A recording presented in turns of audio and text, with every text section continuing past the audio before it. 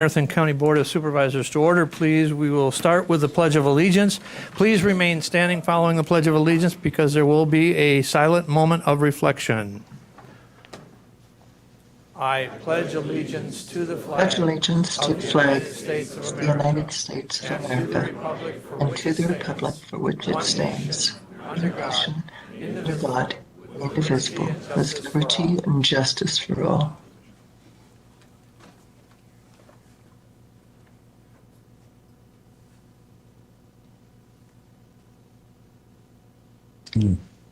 There is a moment of silence. Thank you.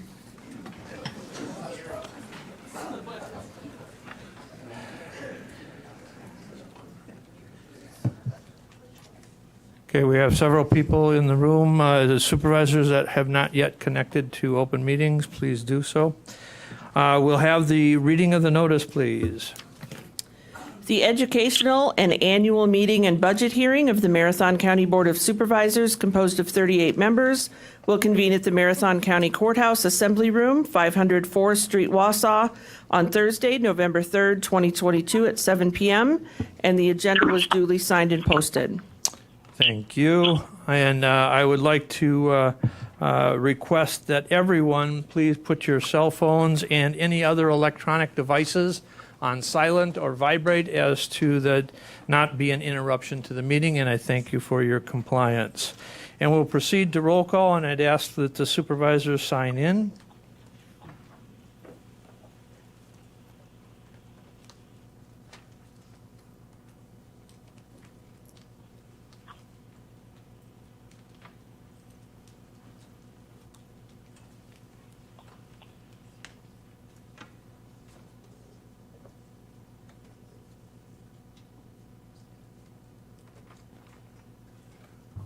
Okay, thank you. And I'd like to welcome all of those that are visiting us this evening, all of the individuals visiting us and watching also via live on public TV. And thank you for your interest in county government and Marathon County. And we will proceed to public comment. Now, public comment is different than taking testimony on the public hearing. So I'll read a brief statement. This is the 15-minute public comment section as outlined in Rule 9B of the County Board Rules. Any person addressing the board during the public comment period may only provide comment pertaining to an item on the agenda. If the comment is made that does not pertain to an agenda item, I may interrupt you and ask you to keep your comment germane to the agenda items. Public comments related to the budget should be made during the public hearing on the budget, which is item B11 on the agenda. So is there anybody that wishes to provide public comment now at the public comment section?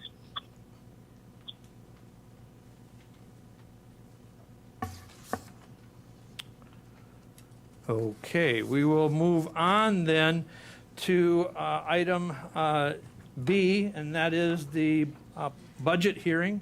Again, the administrator's budget message and documents available online on the Marathon County website, as is the Marathon County Administrator's budget presentation that was presented to HR Finance in two parts. It's in two parts. Because the administrator liked to have great detail in presenting the budget to the board or to the finance committee, and did so over a lengthy period of time, but was very well received. So again, that's available online. You can view that at your pleasure. And so we will then now proceed to item 10B, and that's the reading of the proposed 2023 budget by the clerk. Residents and taxpayers will take notice that the Marathon County Board of Supervisors has arranged for a public hearing on the 2023 tentative budget to be held in the Marathon County Courthouse Assembly Room, Wausau, Wisconsin. An official public hearing is scheduled for Thursday, November 3rd, 2022 at 10 p.m., with final approval on Tuesday, November 10th, 2022 at 7 p.m. That should be Thursday, November 10th at 7 p.m. The public hearing will be for the benefit of Marathon County taxpayers who desire to be heard. The following is a summary of the tentative 2023 budget. Public inspection of the detailed report may take place at the office of the county clerk. Proposed for 2023, tax levy is $58,447,231. Mill rate is $4.47. Equalized value is $13,074,169,600. Thank you. And before we proceed to start to take public comment or public testimony on the budget, I also got a brief statement. This is the public hearing on the budget. Comments from the public must be germane to the county budget as proposed. If a comment is made that does not pertain to the budget, I may interrupt you and ask you to keep your comments germane to the budget. I want to further remind all commenters to address their comments to the chair and not to any individual member of the board, and to exercise decorum and civility in your comments. The board welcomes your feedback on the proposed budget and appreciates the participation from each of you tonight. And so with that, I will declare the public hearing open and invite individuals. Initially, we will go through any individuals that have signed up, and then we will take anybody that has not signed up also will be eligible to provide public comment on the budget hearing. We will start with David Daly. David, if you'd please come up to the microphone here and provide your comment to the board and to the chair.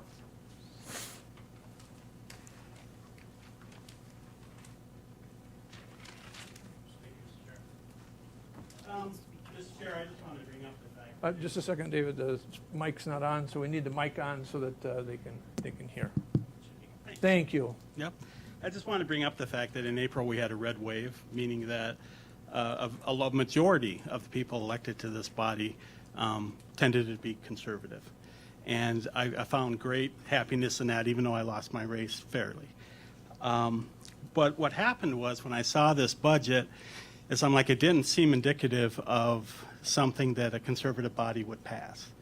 So I looked into it, and what I found was on the HR Finance Property Committee, who generates this budget, there are 2 supervisors who could be called conservative out of 7. That's not a voice. I went to the Executive Committee and looked up members of that. 1 out of 9 are conservative and vote conservative all the time. That's not a voice, and it's not representative of the county. So, because the reason I looked was, how could we get a budget that had all this money, a 9% increase? We're facing 8% inflation. Interest rates for mortgages are above 7%. The equalized values, Mr. Chairman, used in this budget are not going to last. It's already happening. Home values are crashing around the United States. So the taxpayers are going to be left with a 9% increase, facing inflation, and that they're going to have a hard time paying this. So there have been some failures, too, in the past that were blamed on the board. The NCHC default. In business, you would reorganize. You would have to go through one of the chapters of bankruptcy court. We don't have that option. It was voted on by this body that the county would take responsibility for that and have to pay it back. I think that's a failure. So I don't think we've been served well as taxpayers, and I hope, because this is the only chance we have, is for the members, the 38 of you, everybody gets 1 vote, come together and say, this is too much for us to bear. And I hope you have the courage to do that. I know it's not easy to get up and say, no, this has to stop. One wise supervisor said in the last meeting that I watched, what is in this budget for the taxpayers? The only thing I see in this budget for the taxpayers are higher taxes. So I ask you to amend the budget and stick up for us. Thank you. Thank you. Next, we have Kathy Buckley.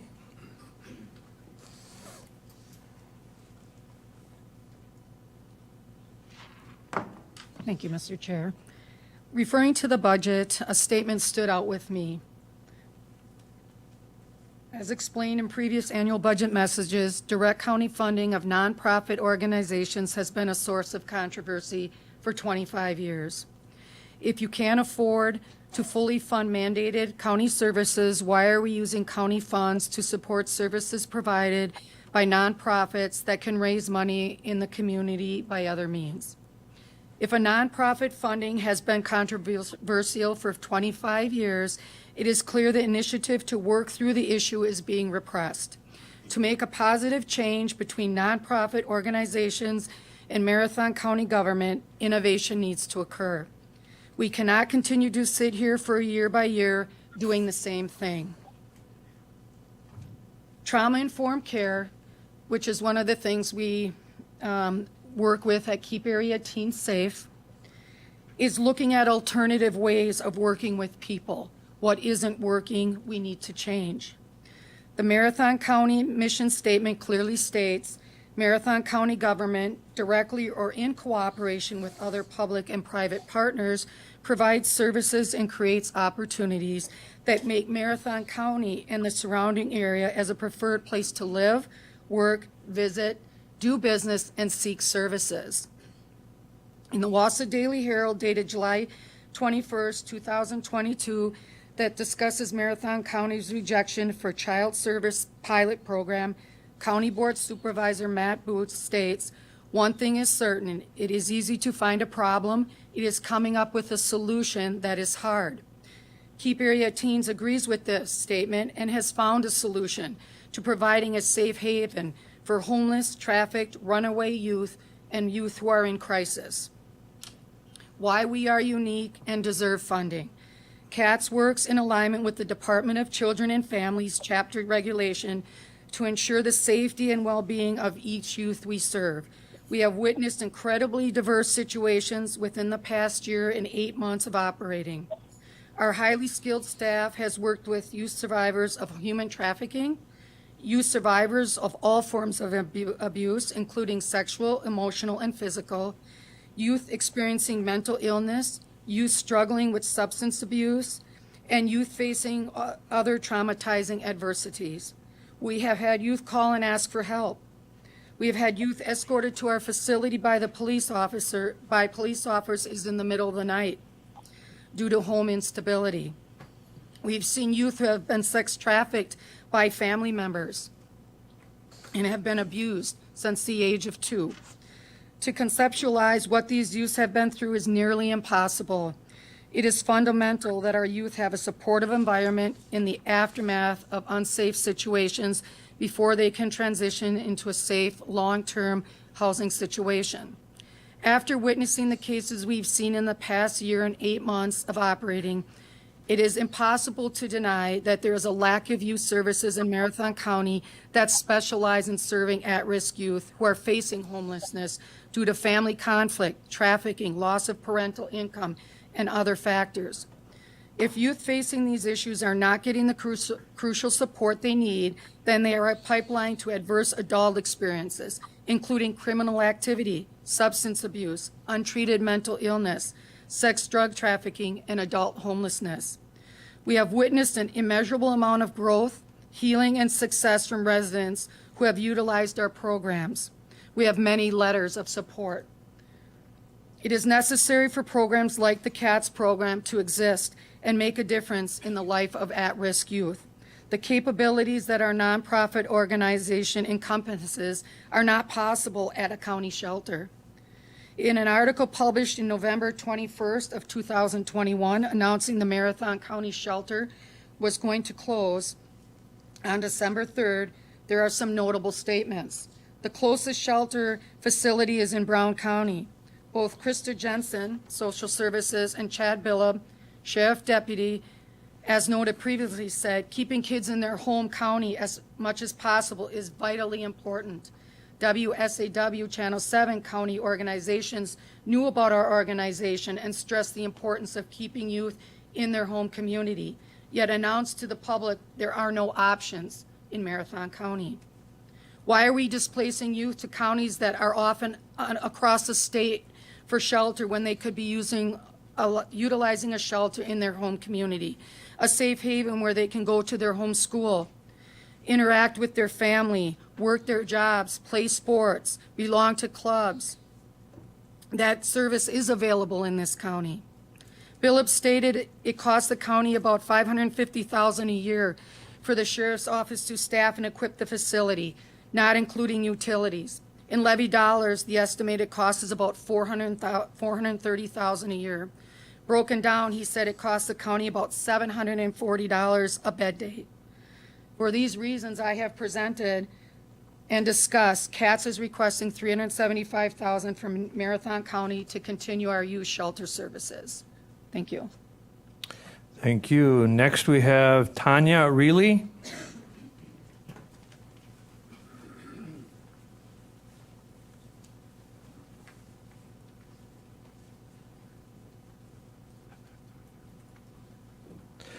Just to let everyone that's standing, we have opened a overflow seating area in courtroom number 2. So if anybody wishes, and you will have full video and audio of the proceeding. So if you wish to partake of actually having a seat, by all means, proceed to courtroom 2. And if you have signed up for public comment or comment on the budget, I will also give additional time for individuals to get back to proceed and speak.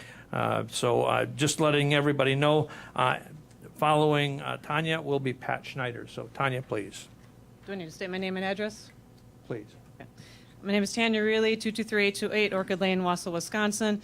And before I start, I am talking about the budget. The budget deals with many adult topics that our taxpayer money funds. So I did notice that there was a child here, so I just wanted to put that out there right away so that the parent can make a decision whether or not they want to keep their child in the room, because I will be talking about adult topics that are being funded with our taxpayer money. All right. Supervisors, as you consider the budget for Marathon County, please keep in mind that every dollar spent deserves severe scrutiny to ensure that it works in advance to advance the health, safety, and well-being of Marathon County residents. One place in our community that any taxpayer would reasonably expect to be safe is any of our county's public libraries.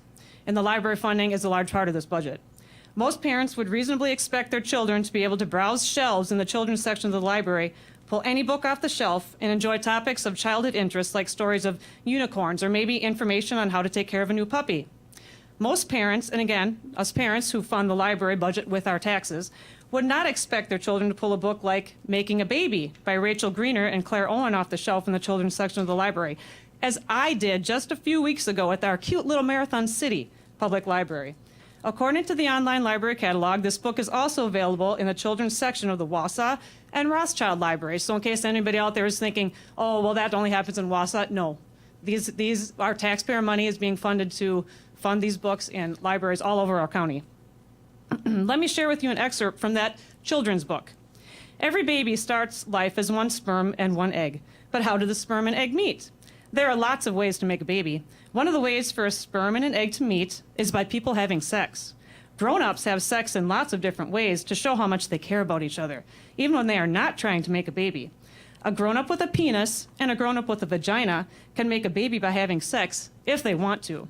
When two grown-ups have agreed to make a baby by having sex, they kiss and cuddle until the penis becomes hard. Then they put the penis inside the vagina. Are any of you uncomfortable out there by listening to this children's book? Because I assure you, I am very uncomfortable saying these things in public. It's disgusting. It is. And our taxpayer dollars are funding this in our budget. This descriptive tale for children on how to have sex comes complete with a diagram of a penis inside a vagina under an image of two people in bed kissing. And in addition, this page comes after 2 pages of images of naked, anatomically correct adults in the shower and locker rooms with children. Again, the budget funds this material on the children's shelves in our libraries. The book I just quoted is just one of the many examples of adult topics, such as sex and race, masquerading as children's material in our libraries. Our public libraries are exposing our innocent young children to sexualization, grooming, and race baiting by putting these types of books on the shelves in the children's section of the library. in an effort to protect my own child from exposure to these inappropriate materials during field trips to the library, I've instructed her 4K teacher to have her sit at a table by herself, alone, while her little friends browse the library looking at books. I pay taxes and fund the library, expecting that the children's section will be a safe place for my little ones to use and enjoy. And right now, it is not a safe place for my children to use, and that is unfair to my little daughter. Supervisors, I strongly believe that the adult topics being exposed to our children in our public libraries are in violation of what the general adult community regards as suitable for children. I believe that the majority of taxpayers in Marathon County, many of them are here tonight, would find this material offensive, harmful, inappropriate, and likely obscene for children. As you consider the county's budget, please think about whether the dollars allocated to the library will provide a safe and healthy environment for our innocent children. Think about whether or not the taxpayers in your district would be pleased that you voted to fund the exposure of our children to sexualization and other adult topics in our libraries. Think about what you can do as supervisors with the power of the purse to make the children's section of the library safe and suitable for our children. Thank you for your time. Thank you. Now we have Pat Schneider. Pat? And following Pat will be Russ Wilson.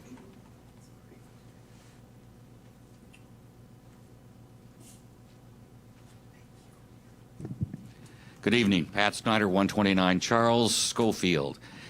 Well, I'm back talking about the Family Keys program and some of the misconceptions that seems to be continuing to plague the board on some type of giant government program that's going to linger forever. This is a pilot program. Pilot.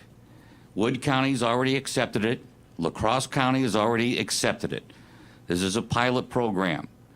Medicaid expansion for dental care, Marathon County was a pilot program for that. That didn't turn out too well. It went away. You do the pilot programs to see if they're successful rather than throw it over the entire state of Wisconsin. So the federal government, their money, $327,000 over 2 years, will be used to see if we can reunite adults whose kids were taken from them, and many times the neglect that a child is removed from the home has to do with meth. Meth is terrible. It's one of the reasons why. But let me tell you, this is a state that really seems to put a lot of bang behind reunification, which is great if it can be done. But another pilot program that came out of the foster care task force that I chaired was the fact that we were able to, a lot of times when parents have their child removed from them and they're in foster care, and if it's 15 out of 22 months they're out of the home, they come in front of a judge for termination of parental rights hearings. Well, a lot of times they don't have a lawyer. So guess what? They go back into the system. We have to wait another 6 to 8 months for them to get a lawyer. So we did a pilot program that once a child is removed from a home, then the parents get an attorney appointed to them, public defender. That is being used. That really, I think it was a 3-year period. We're going to see what the results are like. If it's something helps speed up the process so these kids aren't in limbo and in a trauma state that they might be in foster care, the better. Listen, my priority, the kids. That's it. What I tell my committee and the chairman of the Children and Families is what's in the best interest of the child. If we can reunite these kids with their biological parents and do that in a 4 to 6 month period in a home, and that's the last hurdle to see for these parents to be able to get to it because they can't afford it, then let's take this pilot program and see if it can work. If it does, then the whole state has it, the federal government will fund it. It's not some giant program, but if we can get the family unit back to being solid, then we'll see fewer problems down the road that cost counties and the state more money. So please reconsider that and try to realize this is a pilot program and it's not some kind of government implemented thing that's going to grow this. It's something that really does have some positive benefits. So thank you. Thank you. Next we have Russ Wilson. Followed by Russ Wilson will be Ben Blevins. So Russ Wilson, please.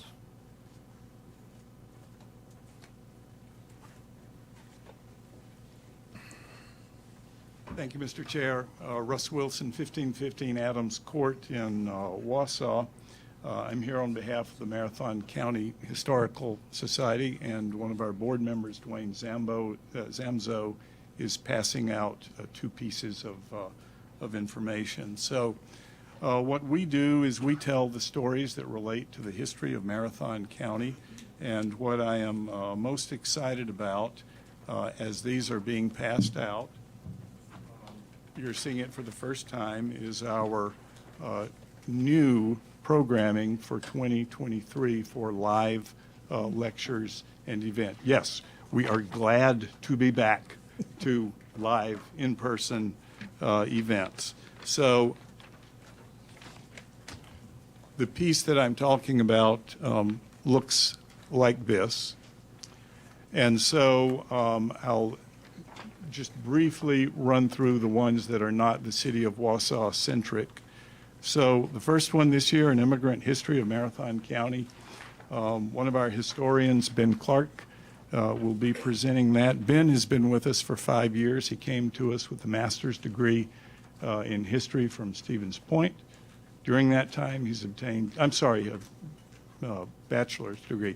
He's obtained his master's degree in history with certification in public history during his time with us. So he will be talking about immigration from the arrival of the first German-speaking immigrants starting in the 1850s through the Hmong refugee resettlement in the 1900s. And then another one that will be of real interest, can they play? The ladies of the Edgar and Wausau saxophone bands.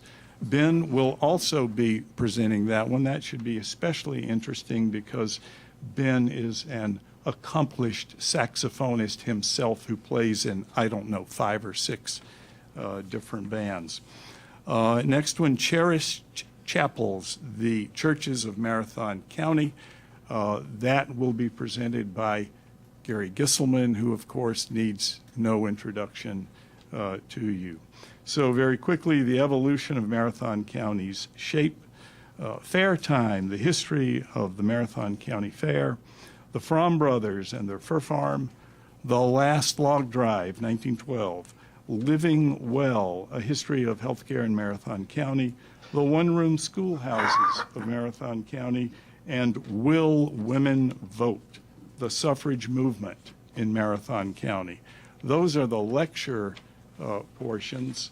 On this side, there are artifact events. Our curator of education, Anna Chilson-Straub, will present these.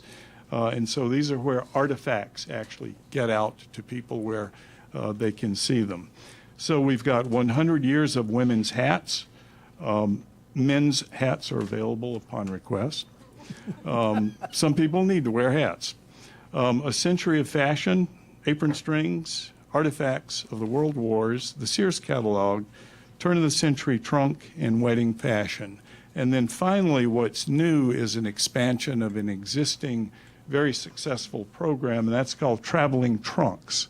So Anna Chilson-Straub prepares these big tubs with artifacts on a given topic, and those have gone to schoolrooms for many years. That program is now being expanded in 2023 to people of all ages. So presently we have the U.S. Civil War, immigration, toys and games of long ago, pioneer days, Native American life, and school days. So Marathon County has been a major funder of the Historical Society since we began doing business in 1954. And through 2019, that was on a grants basis. In 2020, that was converted to a contract. And you're aware, the supervisors are aware from their packet, page 129, which contains that information that I won't go over.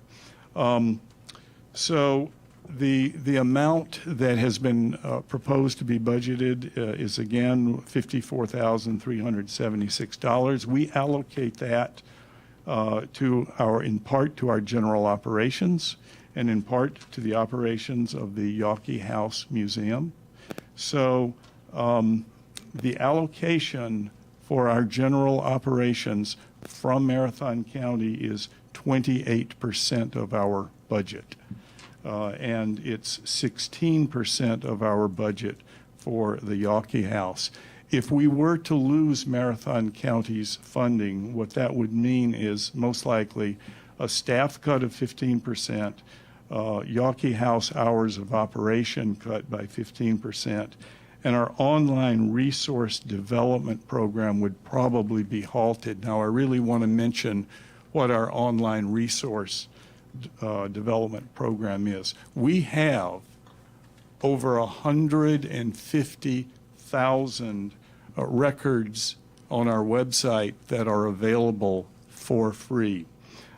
These are all manner of records: probate records, farm journals, county board proceedings, some town records, directory listings, local history publication indexes, plat map records, federal census, veterans censuses, biographies, and photographs. So the big challenge that we have is the archiving of these materials and then getting them onto our website in such a way that they're not stuck in a drawer. They are accessible to people. And this is an ongoing challenge that we have. One could say it's a never-ending challenge that we have, and that's the reason you see it. That's listed as one of the contractual points. So it's a very labor-intensive matter. We have a young archivist, Martina Kostrova, who was hired at the same time Ben Clark was 5 years ago. That's what she does to input these records, and then our executive director, Mary Forer, gets them onto the website, cross-references many documents. So you may be able to find a biography and a photograph cross-referenced so that they both come up in a search. We are a top-notch research library, and this is our big challenge, making these records accessible. So very briefly, if I could just kind of step back and talk about our programming more generally. Where do we do it? We go to branch libraries, we go to assisted living facilities, we go to nursing homes, we go to churches, schools, and community centers. The topics that we do are unlimited insofar as they relate to the history of Marathon County. We get typically over 100 requests a year for topics, and our historians respond and research these topics. They prepare exhibits, they prepare talks, they prepare PowerPoints, and then they go out and give these presentations. And we do employ the use of special guest presenters as well. So we serve people in Marathon County from very young children all the way through residents in nursing homes. I'll mention just 3 programs that might be familiar to you. There's the Little Red Schoolhouse, where in the Wisconsin 4th grade curriculum, Wisconsin history is part of that curriculum. They can come to the schoolhouse in Marathon County Park and have a day of one-room school training. Anna Chilson-Straub will be there. The very popular History Speaks program is modified also to History Speaks in Your Town. And then History Day, the D.C. Everest High School and middle schools have a very strong program on History Day, and we collaborate with them quite a lot. And then finally, just due to COVID, we transitioned during the COVID period very rapidly with our online programming. And so people from all over do views, click on History Speaks and History Chats. these people, we have to assume, have some connection to Marathon County. And so just in the last 12 months, we've had over 6,600 views on those very popular presentations. By my math, that comes out to about 128 per week. So thank you very much. Thank you. Next, we have Ben Blevin, followed by Jane Graham-Jennings. So, Mr. Blevin, please.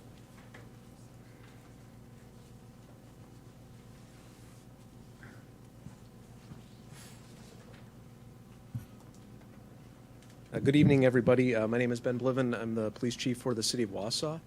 I am here to talk about and in support of the Family Keys grant as incorporated with the 2023 budget. Deputy Chief Barnes was here a few meetings ago to talk about Family Keys, and we are in support of that with the police department. We've worked closely with Vicki Tilka and her team on that grant, and I know that it will benefit all residents of Marathon County. So anybody that's not aware of what Family Keys is, I definitely encourage you to research that. But you know, Representative Schneider said it pretty well earlier on what it is and why it should be supported in our county. I just want to say that I know there were some concerns at the county board at the meeting that Deputy Chief Barnes attended. And I know that Vicki Tilka and her team and Administrator Leonard worked hard to address those concerns, and I think they have been addressed. The program's been improved, so I think they did some really outstanding work, and I would encourage you all to support that program and adopt that into the 2023 county budget. I know that it was addressed at the Health and Human Services Committee, and I know that it was a unanimous decision to move that on into this county board meeting here tonight. And I think that's reflective of the work that Vicki and her team did to address those concerns of the county board. It's going to make a big impact in our community. I know it's a pilot project, as Representative Schneider said, but I think it is going to make a lot of impact in our community. And you know, we have the ability to put kids back with their parents after they've met all of the requirements of our social services department, to put them back with their parents. And the alternative to that is that the kids remain in foster care, which the county pays for. So I think that's also that's a cost savings, right, for the county. So I think you need to consider that as well. So I'm in support of the Family Keys program. I hope you support it. And I would also like to just address, I talked with Jane Graham-Jennings from the women's community just a little bit ago tonight before the meeting started. And the work that her team does in our community to support victims of domestic violence, victims of sexual assault, victims of human trafficking is amazing, and it's incredible. They have a small team, but they do outstanding work that stands next to us law enforcement officers, whether they're from Marathon County Sheriff's Office, Wausau PD, Everest Metro PD, all over the county, and they come alongside us and they help victims that need that support. And it helps us do our job. It supports those citizens that need those services. And they also walk through the entire court case with those victims. And so, you know, by supporting the women's community, you're supporting those victims, and you're actually helping those of us in the criminal justice system that need to hold offenders accountable. So I'd encourage you to support the women's community as well. That's all I have. So thank you. Appreciate it. Thank you. Next, we have Jane Graham-Jennings, and following that will be Diane Steinholz.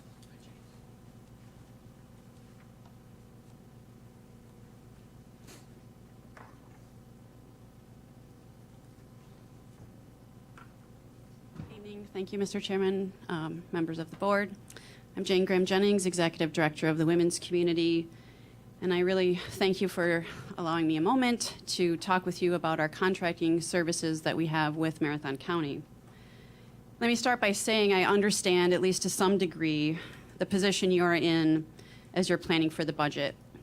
As a director, I too have to look at our budget and try to figure out how to meet our bottom line with increasing costs and decreasing revenues. And like you, I too have to examine every line item and determine the value of each. And sometimes with so many lines, the value gets lost and you forget what it's about. So I'd like to take a minute to explain the value of the investment you make in the women's community. Marathon County has been a partner with the women's community serving victims of abuse for over 30 years, recognizing the value we provide as a sole agency supporting victims of domestic violence, sexual assault, stalking, and human trafficking. In 2020, we became contracted with Marathon County to provide services to victims of abuse with 6 deliverables in various forms that we will partner with the district attorney's office, partner with the sheriff's department, and provide support and advocacy at the Child Advocacy Center for families who have children who are abused and neglected. And there's some other members of my team here that will talk specifically about the data around those deliverables that we are providing for the county. In 2020, when we started contracting for services, it was based on another budget review. And it was ultimately deemed imperative that the service of the women's community are essential to the health and safety of Marathon County. I'm very sad to say that unfortunately we have some really clear data about the cost of domestic violence in our community. In 2021, we had 3 related domestic violence homicides. I don't know the exact number of that cost, but you can imagine the high price tag for the investigation, the charging, the trying, and the sentencing, not to mention the loss of life. And those are just the homicides. You'll hear it a little bit from one of our staff about our lethality assessment program. This is a partnership we have with law enforcement that connects victims. It is an evidence-based, validated survey that connects very dangerous situations, victims who are at high lethality, directly to advocates. We are literally preventing homicides. In 2021, the women's community provided a total of 1,461 victims of abuse support services in our community. The investment from Marathon County is $55,000.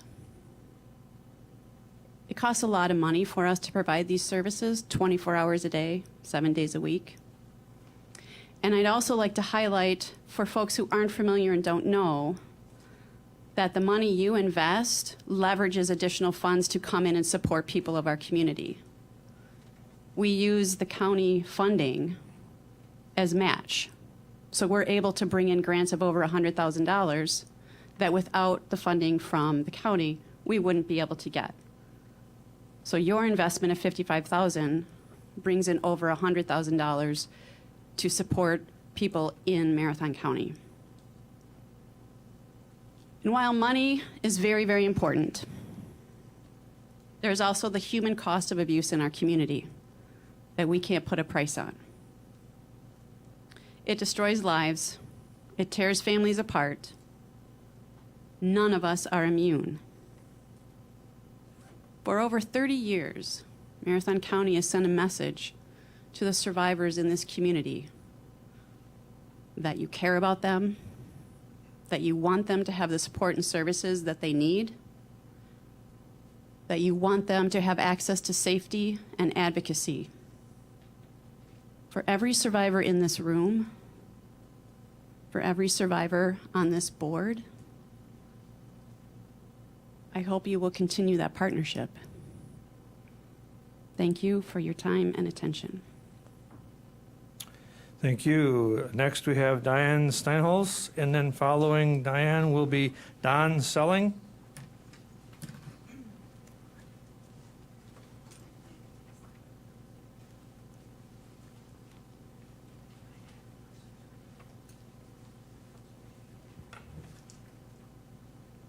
Good evening. Diane Sunholtz, 243-371 Buffalo Ridge Road, Wausau. I'm the Executive Director of North Central Community Action Program. Yeah, can you step up, Diane, just step up to the mic a little All right. bit? Thank you. I'm Diane Sunholtz. I'm the Executive Director of North Central Community Action Program. and I'm here to thank Marathon County for their support over the years for our agency and the work that we do in the community. But most importantly, I'm grateful for the collaboration we have with the several county departments that we have had over the years in providing support to the residents of Marathon County. We do that through our housing programs. Together with Marathon County dollars, the collective impact we have in keeping Marathon County residents healthy and safe by keeping them housed is incredible. And I'm grateful to have this relationship with Marathon County. And in addition to our contracted services that we have with Marathon County, this past year we've been working with the justice system and helping those going through drug court find housing and keeping them stably housed. They're more likely to succeed and stay in drug court and stay sober and conquer their addiction if they remain housed and have supports available. A few months ago, you've probably heard Chief Deputy Chad Billup talk about the problem of inmates being discharged into homelessness and the problem that it creates. We are working more closely with the jail, as well as to assist those who have been recently discharged. North Central CAP has a great relationship with most local landlords, so we have the ability to advocate on behalf of those in need of housing, and we're certainly willing to do so. And I just wanted to give an update on our contracted services. And again, I'm grateful for the partnership we have with Marathon County. Thank you. Thank you. Next, we have Don Selling, followed by Jack Hogendijk. So Don Selling, please.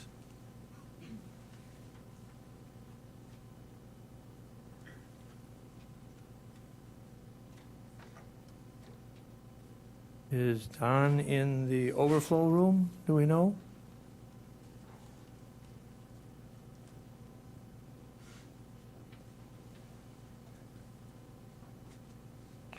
Well, while we're checking on that, we'll come back as to Don, following Jack Hogendijk is next, and then followed by Aaron Crawford. But in between, if Don shows up, we'll have Don who will be following Jack Hogendijk.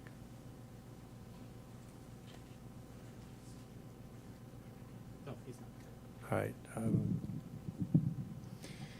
Thank you, Mr. Chairman. My name is Jack Hogendijk. I live at 4508 Hilltop Road in Wausau, 54403. You've heard plenty of people talking about the need for funding. I'm here perhaps to offer a solution and a way perhaps that the county can save some money.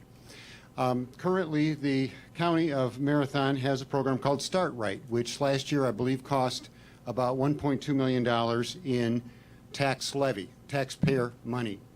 And I understand that for next year, the county is looking at going to a program called the Nurse Family Partnership, which will save the county several $100,000.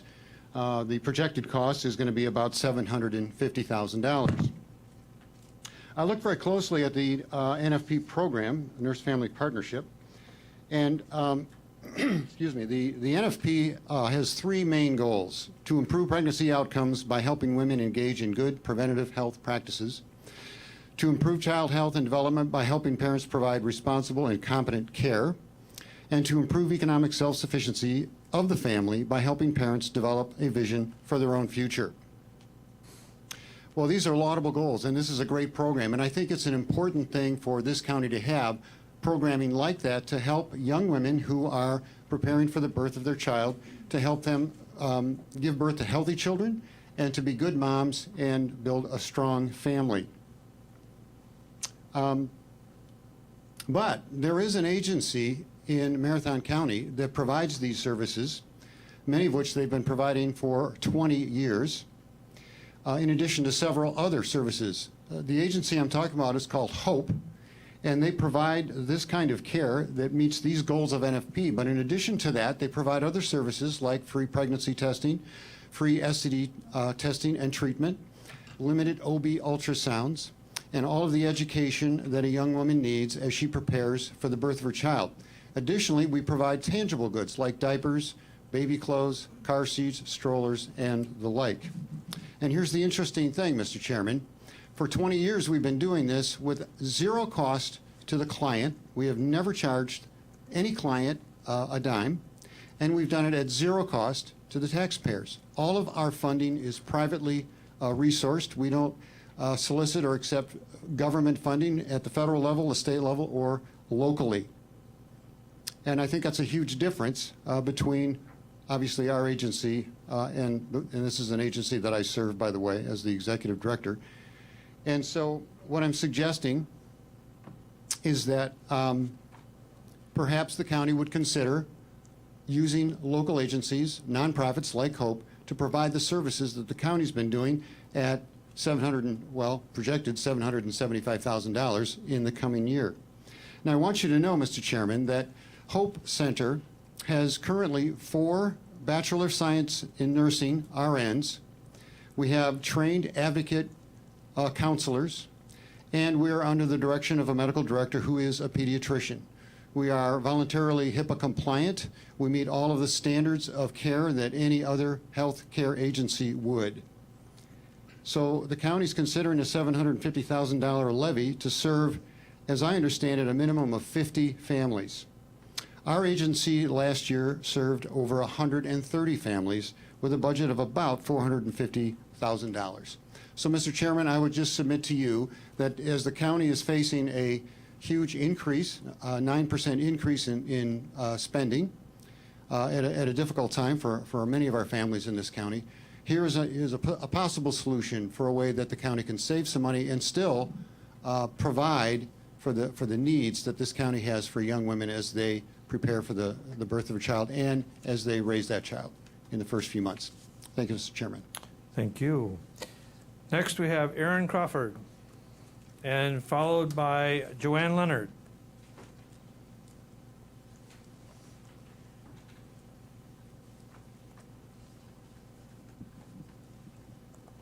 I just have 2 areas of concern I wanted to address tonight. First off, the budget from this body is up over 9% from last year to $118 million.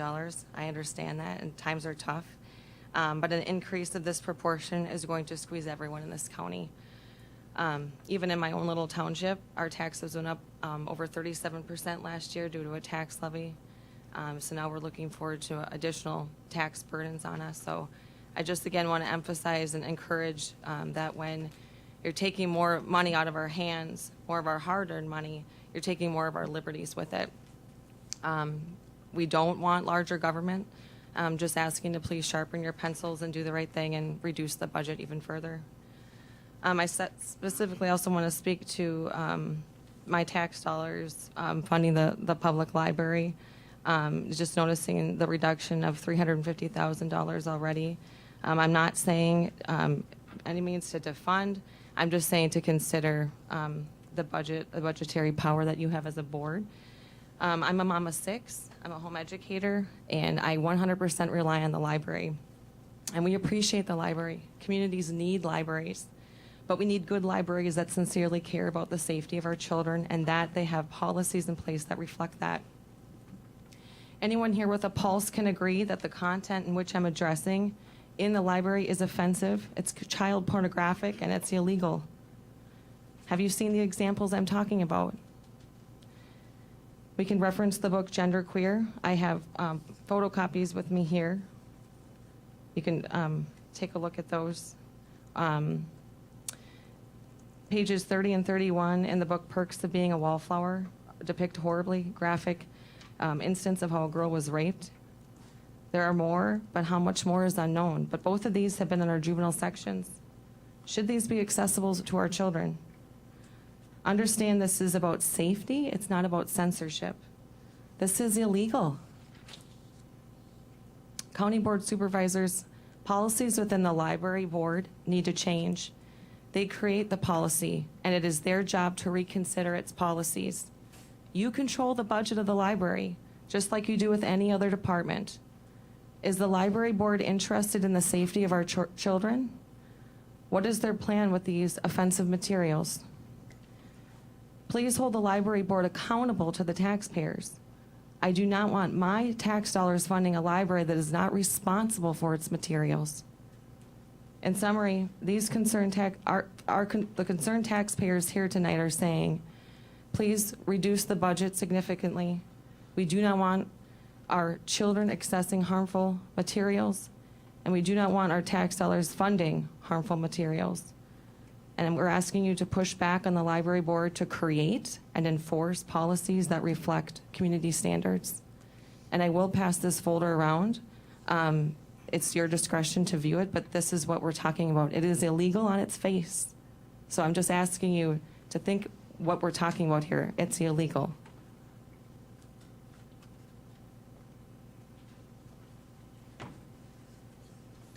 Okay, next we have Joanne Leonard, followed by Beth Martin. Joanne, please.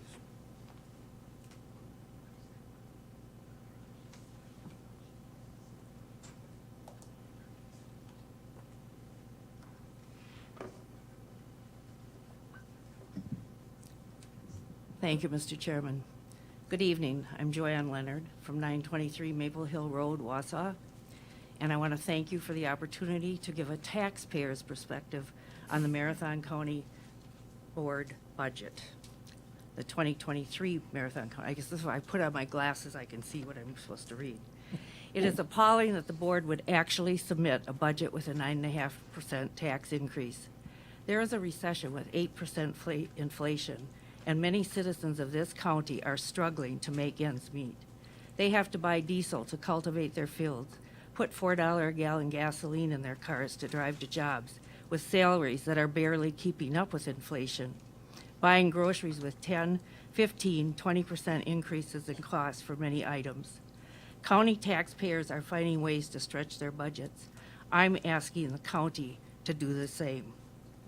It is very difficult to make a judgment where cuts could be made, but I noticed some facts in the summary pages of year-to-date since the inside details are not provided to the public. This is from the 2023 budget. This is unfortunate that there's not more detail because it's difficult to assess where all the fat is in the budget. However, I did see that there is a 129% increase in debt service from 2022.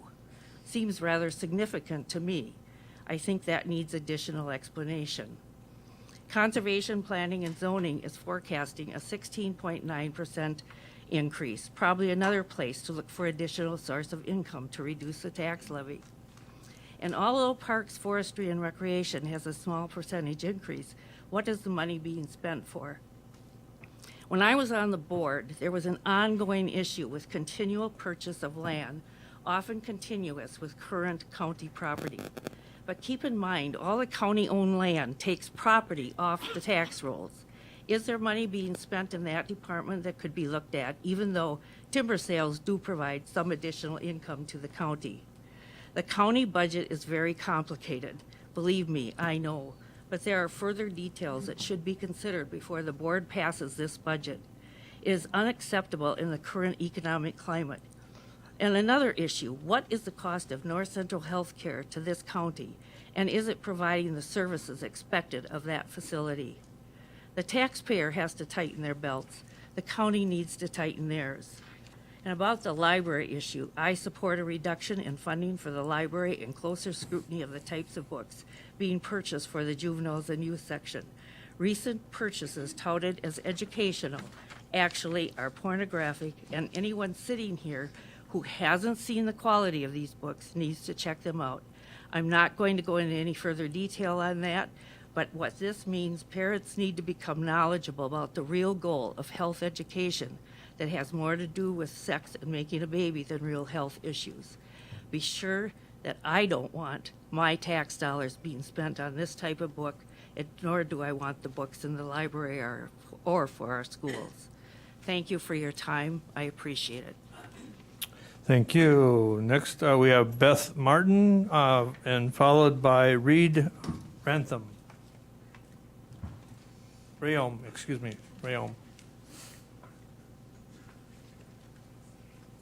My name is Beth Martin. I live at 144 Kent Street, Wausau, Wisconsin, 54403. Mr. Chairman, members of the board, thank you for your service to the citizens of Marathon County. I appreciate the hours you spend reading information, talking to constituents, and fielding phone calls on various issues. Your hard work and dedication are appreciated, and I'm guessing that attending long meetings is probably not on your list of fun things to do. So, again, thank you. I'm here tonight to share several concerns regarding the Marathon County budget. Besides being a fiscal document that guides our spending as a county, the budget is also a value statement that reflects the needs and aspirations of county residents. It lets everyone know what's important to us. I know that I am not alone in the value that I place on the Marathon County Public Library. You have received a letter from me detailing my support and reasons behind it. I realize that the library funding is a bit different than other parts of the budget, but I am a supporter of full funding of the Marathon County Public Library in the way in which it has been proposed in the original budget. In addition to the large collection of books and other materials, our library offers a wide variety of research databases, magazines, DVDs, and downloadable ebooks. Citizens have come to expect the library to have a current, balanced, and authoritative collection, and that requires adequate funding. MCPL also provides a wide variety of programs, from book clubs and story times to presentations and technology assistance. And I'm just mentioning a few of the offerings. During the pandemic, the library was a lifeline for individuals and families who were struggling. Keep in mind that the library is one of the last places we can go that does not require us to spend any money. Staff are available to help citizens find answers to important questions and steer them toward credible resources. In an era of conspiracy theories and fake news, information literacy is more important than ever. In regards to things that people object to in the collection, I just want to say that there is a policy that deals with that and a procedure, and if you would like something reconsidered, you can go through that process. And I think that process is playing out right now with a few things. So let the process work. Punishing the library because you don't like something in it does not seem like the right solution to me. Although I came here to speak about MCPL, it has come to my attention that another important program is possibly on the chopping block as well. The Nurse Family Partnership Program empowers first-time moms to transform their lives and create better futures for themselves and their babies.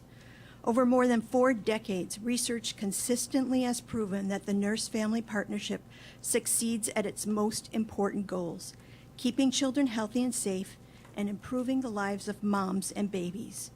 Nurse Family Partnership works by having specially educated nurses regularly visit young first-time moms-to-be, starting early in the pregnancy and continuing through the child's second birthday. Many may remember an earlier version of this program called Start Right. The Marathon County Health Department is a valuable partner with our citizens to help families thrive. Helping people overcome challenges early can pay big dividends down the road. Besides being the right thing to do, this program probably saves our county money because helping young families thrive now may keep problems from developing later that require much more expensive resources. Please fund this innovative program using the experts we already have on our public health staff. From the inquiries that I've made, it's apparent that our county finances are in good shape, so there's no need to cut these programs. And yes, inflation affects everyone, including the Marathon County budget. As we head into a likely recession, free resources, programming, and supports to meet the needs of our citizens will be more important than ever. I believe your vision statement asserts that Marathon County is proactive in enhancing health and safety, protecting the environment, providing cultural, recreational, and economic opportunities which make Marathon County and the surrounding area a preferred place to live, work, visit, and do business. Please keep that in mind as you consider the budget. Cutting programs may be more expensive than you think. And I just wanted to react to one comment that the very first person addressed. He said, "What's in this budget for taxpayers?" Isn't everything in this budget for taxpayers? Thank you. Thank you. Next, we had Reed Rayom, and then followed by Jessica Lynn. Reed, please. Good evening. My name is Reed Rayom. I'm at 2113 Lily Street in Wausau. I am a lifelong resident of Wausau, an attorney, and I currently serve on the Marathon County Public Library Board of Trustees. My appointment to that board was approved by this very board on April 26, 2022. I am addressing you tonight to urge you to fund the Marathon County Public Library at the level proposed in the proposed budget without reduction. My family and I are patrons of the library and use its many services regularly.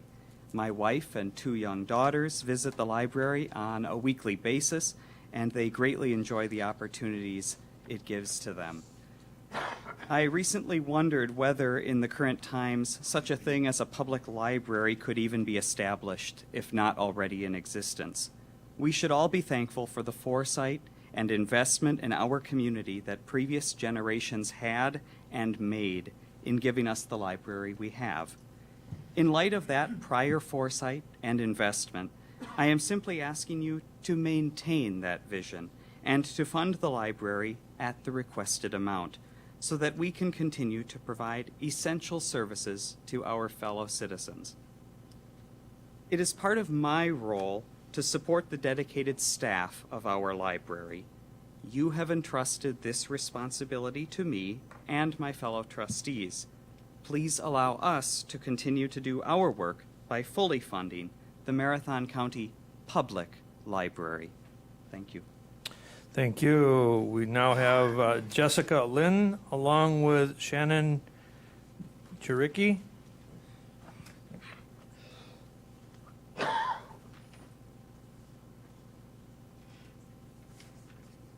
My name is Jessica Lind, and I'm at 4213 Henry Street in Wausau. So my name is Jessica Lind, and I'm the program coordinator of the Sexual Assault Victim Services Program at the Women's Community. I'm here to give an update on some of our collaborative community programming that the county funds. So following Jane Graham-Jennings, our executive director. So far in 2022, there have been 15 youth who have been referred to the Sexting Diversion Program. Many teens we work with thank us for the opportunity to have a second chance. While there are different ways that this could be addressed through the juvenile court, it would bog down the criminal justice system even more, and I feel that that's not a good solution. The Marathon County Sexting Diversion Program is an excellent solution for youth to learn about the statutes surrounding sexting, child pornography, why it's illegal, and the potential legal impacts it could have on them. Youth also learn how these actions impact not only themselves and other individuals, but their family, their neighborhood, their school, and their community. In talking with youth justice intake worker Greg Jen from Marathon County Social Services, he recently highlighted without our support in this program, the concerns that arise in these situations would not be able to be fully addressed. The Sexting Diversion Program has been very successful up to this point, with only 1 out of over 40 kids who completed the program having another sexual-related referral. Without the women's community's support in this program, there would be a void where services are needed. In terms of our sexual assault prevention education within the school districts and our partnership with the district attorney's office, we have plans for 8 panel presentations in our high schools and over the 2022-23 school year. In addition, our prevention staff has already been requested to do 5 presentations in 2023. The data from the 2021 Youth Risk Behavior Survey indicates that 8% of teens in Marathon County reported being forced to take part in a sexual activity by a partner or someone that they were dating. It also showed that sexting rates are on the rise, with 11th graders engaging in this activity the most. These numbers are evidence for the importance of our presence in classrooms. With our curriculum being taught in 9th grade and topics including digital safety, sexual assault, healthy relationships, teen dating violence, this essential information provided by our prevention staff and our community partners is key in reducing those numbers. Without funding from the county and our community partnerships to bring in an expert panel, we would not be able to prepare our youth to be their healthiest selves, learn how to build healthy relationships, and know how to access resources should they need them. Thank you for your time and your continued funding to help make these programs successful. Thank you. Next, we have Shannon Jaricki, and that will be followed by Robin Baker. Shannon, please. Good evening. I am Shannon Jarecki, and though I am a resident of District 2, I also stand before you as the Domestic Abuse Program Coordinator with the women's community. I oversee the 24-hour emergency shelter and support hotline operations, for which we are well known, where a trained advocate is available to hotline callers, residents, and clients, and which provides part of our contract-funded services. You will be hearing, and already have heard, the numbers about our services. I wanted to offer a snapshot on the impact these services have on individuals. Violence so often escalates in the desperation and isolation of nighttime. When an officer or deputy calls the hotline after an arrest, a caring, compassionate advocate provides immediate support and safety planning to a victim at what might be the worst moment they've ever experienced, and when they may feel most overwhelmed. That advocate can answer questions, bring a family into emergency shelter, and be there so a victim feels heard and validated through the waves of big emotions. Advocates offer ongoing support and services, community referrals that might be helpful, and can even check in later to maintain that connection. In partnership with our Marathon County team, we also respond to the Child Advocacy Center for forensic interviews when a child is maltreated or witness to domestic abuse. So far, in 2022, advocates have already supported over 100 individuals going through the forensic interview process. Forensic interviewers help children disclose frightening incidents in a supportive and evidentiary method, while law enforcement, social workers, the district attorney's office are all watching and listening from a different space, saving a child from having to recount the trauma repeatedly. Advocates are on site to support children and their protective adults, ensuring they have a continuum of support from interview through the court process and beyond. I thank you for the opportunity to offer a small glimpse into the array of life-saving support offered by advocates at the women's community. Thank you. Next, we have Robin Baker, followed by Phineas Hockers and his mother, Ashley Hockers. Chairman and Board of Supervisors, thank you for this time to speak. My name is Dr. Robin Baker. I am going to address the library budget as well. As a taxpayer, I was horrified to find books with pornography accessible to children in our public library. The Cornell Law School, in a review of a 2003 Supreme Court ruling, United States versus the American Library Association, stated, "A library's need to exercise judgment in making collection decisions depends on its traditional role in identifying suitable and worthwhile material.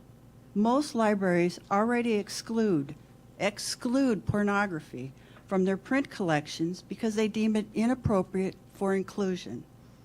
This means our library here chooses to include it, and it's not obligated to have it. Pornography has no redeeming qualities. Studies with data prove early exposure to pornography inflicts lifelong damage to children and trauma to carry through adulthood. It is a rape of their minds, and it is child endangerment. They are more likely to engage in promiscuous sexual behavior at an earlier age. They are more likely to engage in abusive sexual behavior and violence as an adult, as the victim or the perpetrator. They are more prone to addiction. You're hearing the sadness of domestic abuse and violence and our need in our criminal justice system. They just spoke to it. And we're working on it at the library. It promotes it. It's proven. We are not talking about censorship. We are talking about protecting our children are developmentally disabled adults from lifelong trauma and damage that they can never get over. And we're seeing it in our shelters. The citizens of this county experience sticker shock every time we go to the store or the gas station. Home values are plummeting. This is not the time to pad and increase budgets, and I urge you to take a stronger look at the library budget. We're creating our own problems.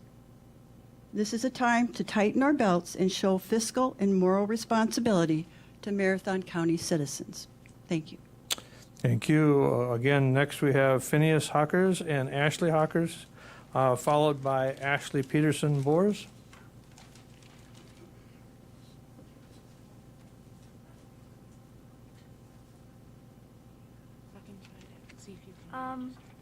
Is it working? Yes, it is. Thank you. I'm okay if any of you neglect some of this, but that's But hello, my name is Phineas Hawkers. I'm from Wausau, area code 54403, Park Ave 707. The day I received an invitation to join the book bowl team, my mom told me that the board was planning to cut funding to the library. Libraries are places where you're able to learn about science, history, and cultures you never even heard of. It's also a place where you can rest and unwind and enjoy a good book. Whether it's fiction or nonfiction, it is always a good place to enjoy reading. Thank you for your time. Good evening. Thank you. Ashley, did you want to also comment? Yes, sorry. Thank you. No, that's fine. Thank you. This has now been repeated a couple times. Good evening. My name is Ashley Hawkers. I live on Wausau's east side at 707 Park Avenue. I am a voracious reader. As a kid, when I ran out of books, which was often, my mother would try to make time to take me to the library. And as the library was half an hour away, and she was a single working mom, I couldn't always get there, which meant that I read a lot of manuals and the ingredient lists off of toothpaste. I don't recommend it. Which is why when I moved to Wausau, I was thrilled to discover that Marathon County Public Library was only minutes from where I lived. My spouse and I implemented a budget plan. Borrow and read a book and then buy it if I like it. It saved us a lot of money, as you might imagine. When we had our first child, the library helped again. Phineas was nonverbal, which, as you can tell, has completely changed. He was nonverbal until he was 4. But because neither of us were from the area, we had few friends and none with children. The library had a children's story and activity time where kids could interact with other children. They could develop social skills. They could sing and dance and be kids. The aquarium was a huge part of my son's life. He loves science. I would give that credit for why he is interested in working eventually for NASA, hopefully. I mean, I know he's only like 11, but I'm going to promote it.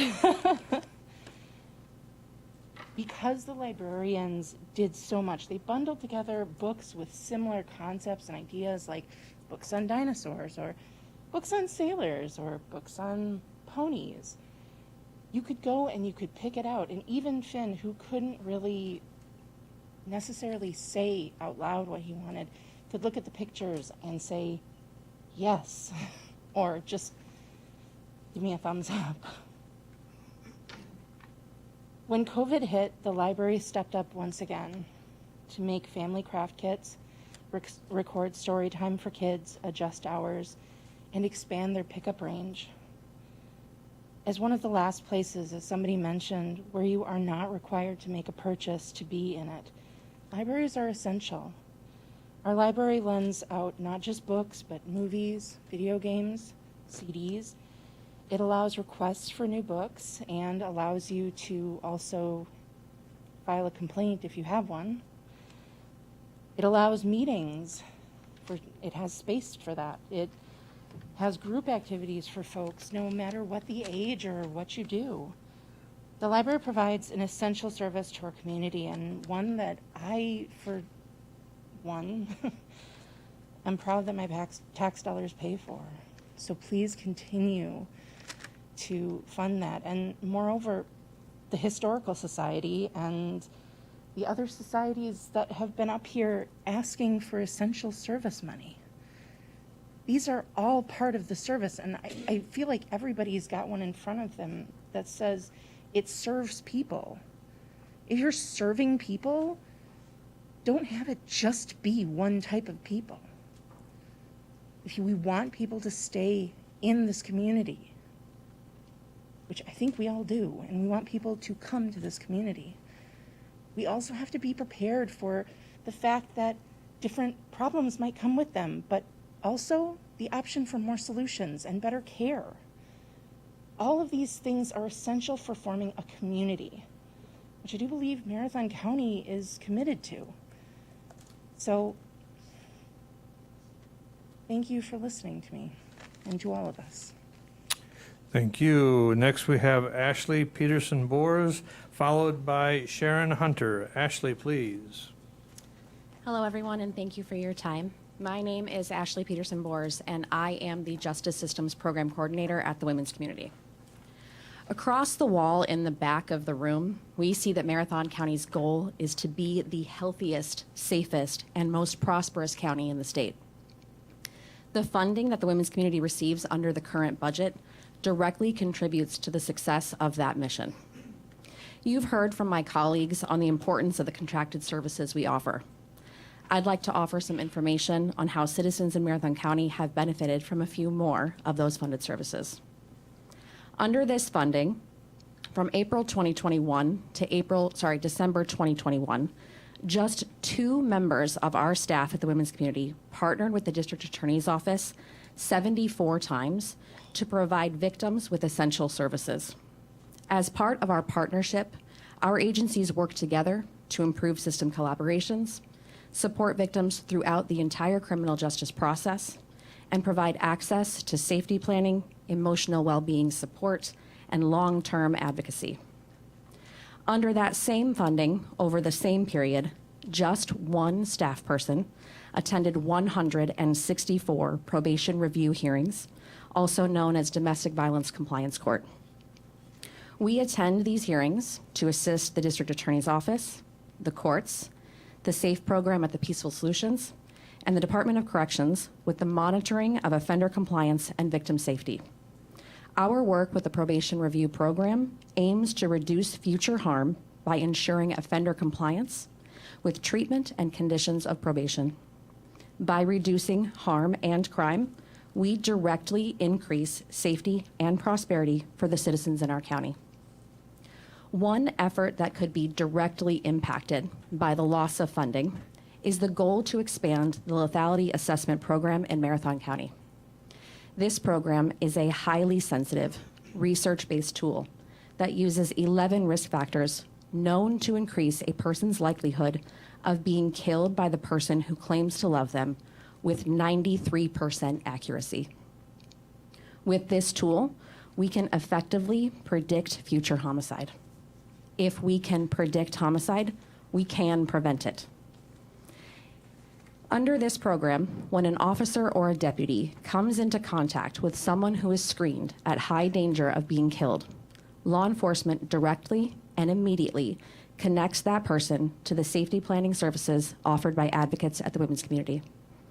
Advocates then further engage with the highest danger victims to provide differentiated, protective services that are proven to keep victims safe. Currently, Wausau, Everest Metro, and Cronin-Wetter Police Departments partner with us on this program with tremendous success.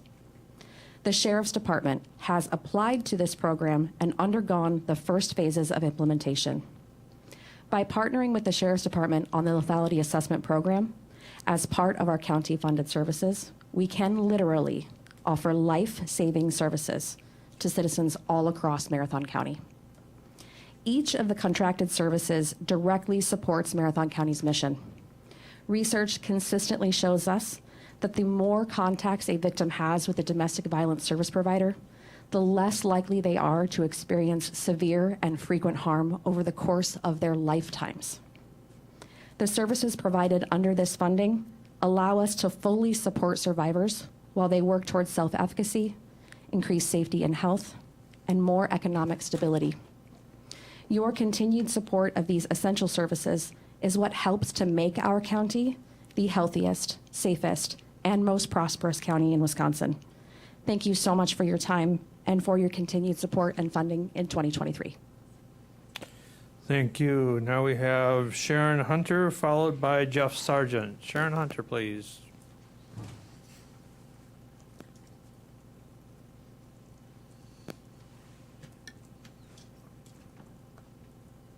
Hi, Sharon Hunter, 231256 Shenandoah Ridge Road.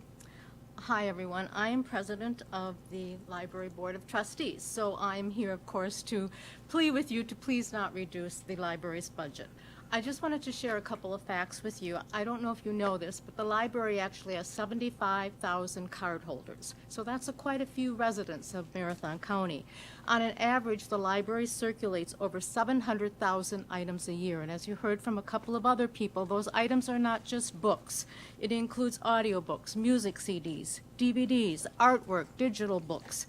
The library offers an array of programming, which you've already heard about, which affect birth to senior citizens. Anyone can take advantage of services that the library offers. We have 70 computers in our libraries, in the branches as well, that people come in to use to fill out job applications, to practice interviewing, look for jobs, to access the internet. As you know, not everyone in Marathon County has access to internet, so the library is very integral to our residents to be able to have that internet access.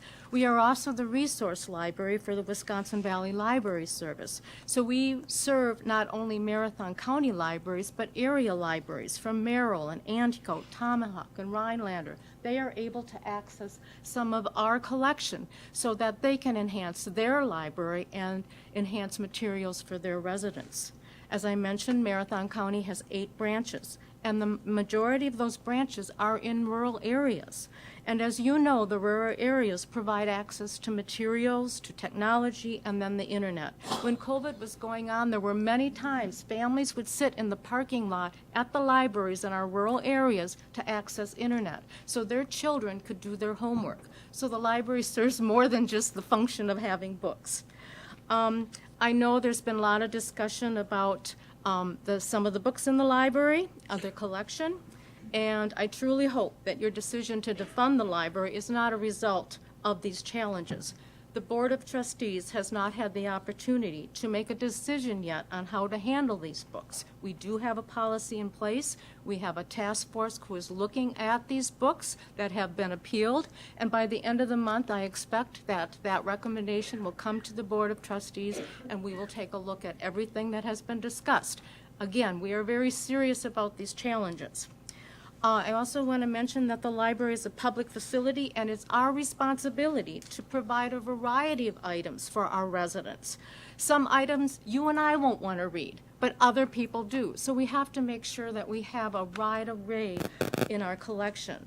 I know some of those items might be offensive to some people, but what is offensive to one person may not be offensive to you or to me. We also have to realize some of the materials that have been suggested tonight, some families may actually use those items as educational materials if they're talking to their children about sex, okay?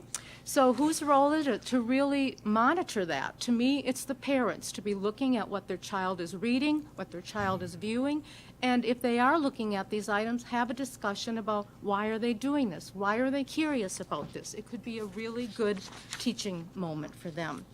I know our rollover funds are another issue for the supervisors. We've had a rollover fund for the library for many, many years. But I want to assure you that that rollover fund really isn't what we use for our operational expenses. We have a lot of other items we have to purchase in the library that the county does not fund. For example, we have to replace our sorter. The sorter costs $100,000. So I look at our rollover fund as a savings account like you and I have for these emergency things. We have 150 computers that are outdated. We need funding to replace those computers. That's what we use those rollover funds. Right now, our library staff is actually looking at putting together a 5-year plan to address how those rollover funds will be used, so that you know that those rollover funds have targeted purposes. It's not just there because we want to have a rollover fund. So I would really appreciate if you would look at the budget and keep the library's funding intact. We all know that Marathon County is a great place to live and work and play, and the library is one of the places that make Marathon County a great place to live. And it's one of the few places that is open to everyone. Doesn't matter what your income is. It doesn't matter what your age is. We're there to serve everyone. It makes a positive impact on our lives of all of the residents in our county, and it provides opportunities for all ages. Its value is immeasurable. So again, thank you for allowing me to speak, and I don't envy you with the tough decisions that you have in front of you. Thank you. Thank you. Next we have Jeff Sargent, and followed by Claire Brooks. Jeff, please.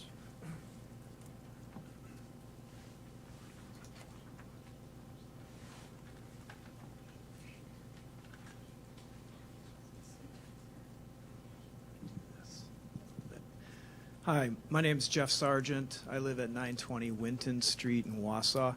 I'm the Executive Director of United Way of Marathon County, and United Way of Marathon County operates a service called 211.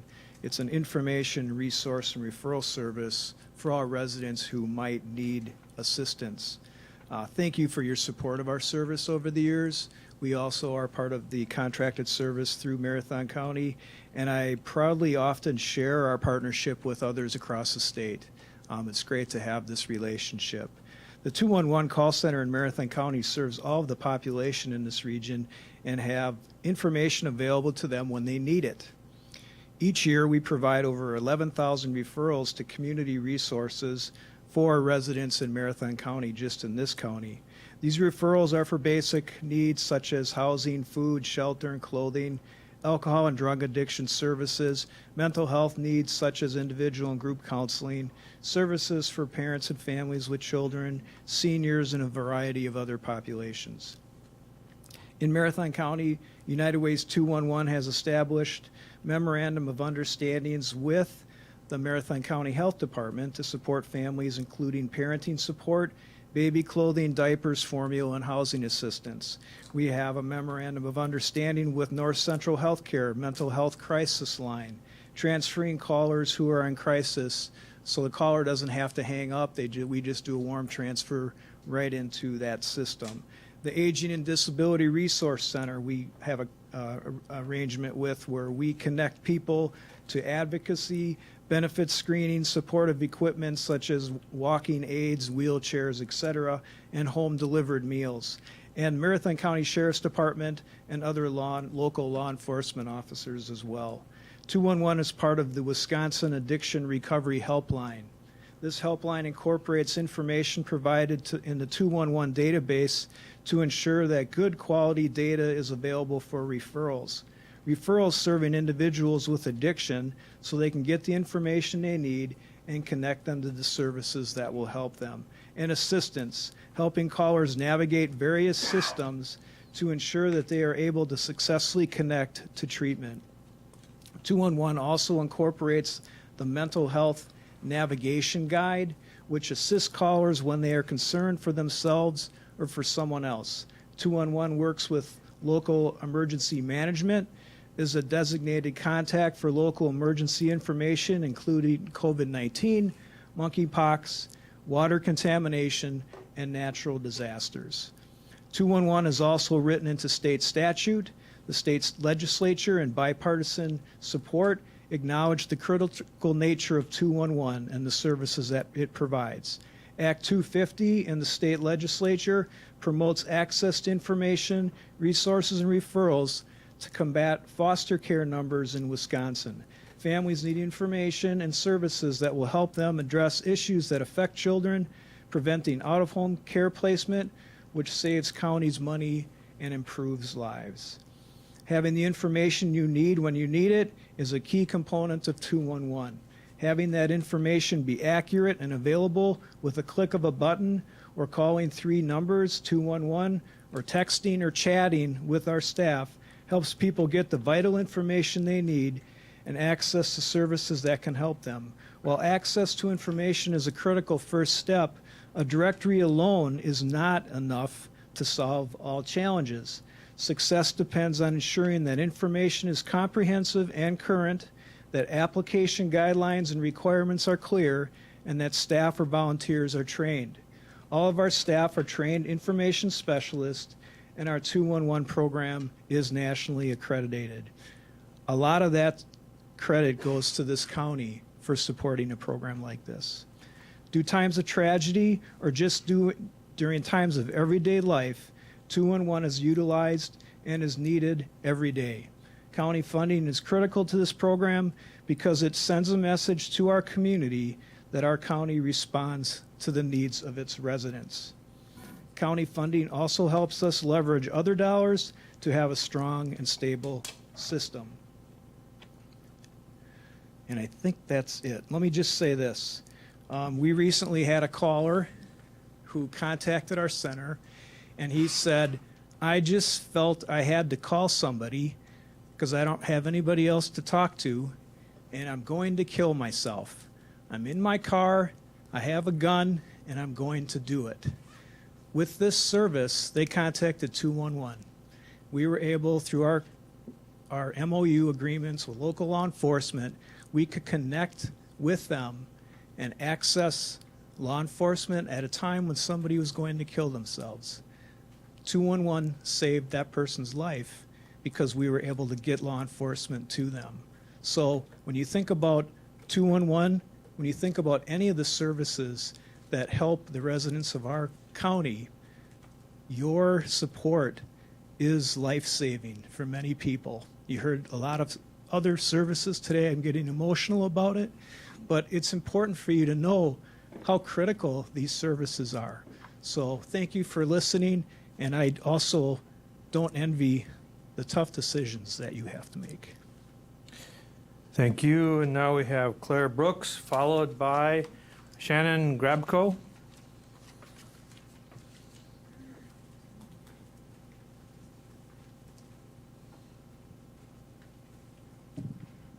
Hi, everybody. I'm Claire Brooks. I'm at 120 Miller Avenue. And I wanted to come here tonight to talk about the library and my immense support of the books, what they offer, and just explain to you why I'm so passionate and why I'm asking that you maintain the budget as it's proposed as it is today. So in my lifetime, I have turned to the library for both fun and work and school and self-help. It has all the resources in one place, and like many people have said, it's one of the only places we can find time to go somewhere and not be asked to spend money, and that is invaluable in today's age of inflation. So I know I could spend hours there devouring text, as many of you could as well. And now as a new parent, I'm coming to terms with the fact I don't have all the answers. I'm turning to the library more and more often for my parenting questions, and I can see that becoming more and more useful as my one-year-old twins age. I'm already taking them to the library. We read every night, and I check out new books at the library every week. I was astounded and excited when I found a board book, like one of those books that kids can't rip, on Ojibwe words.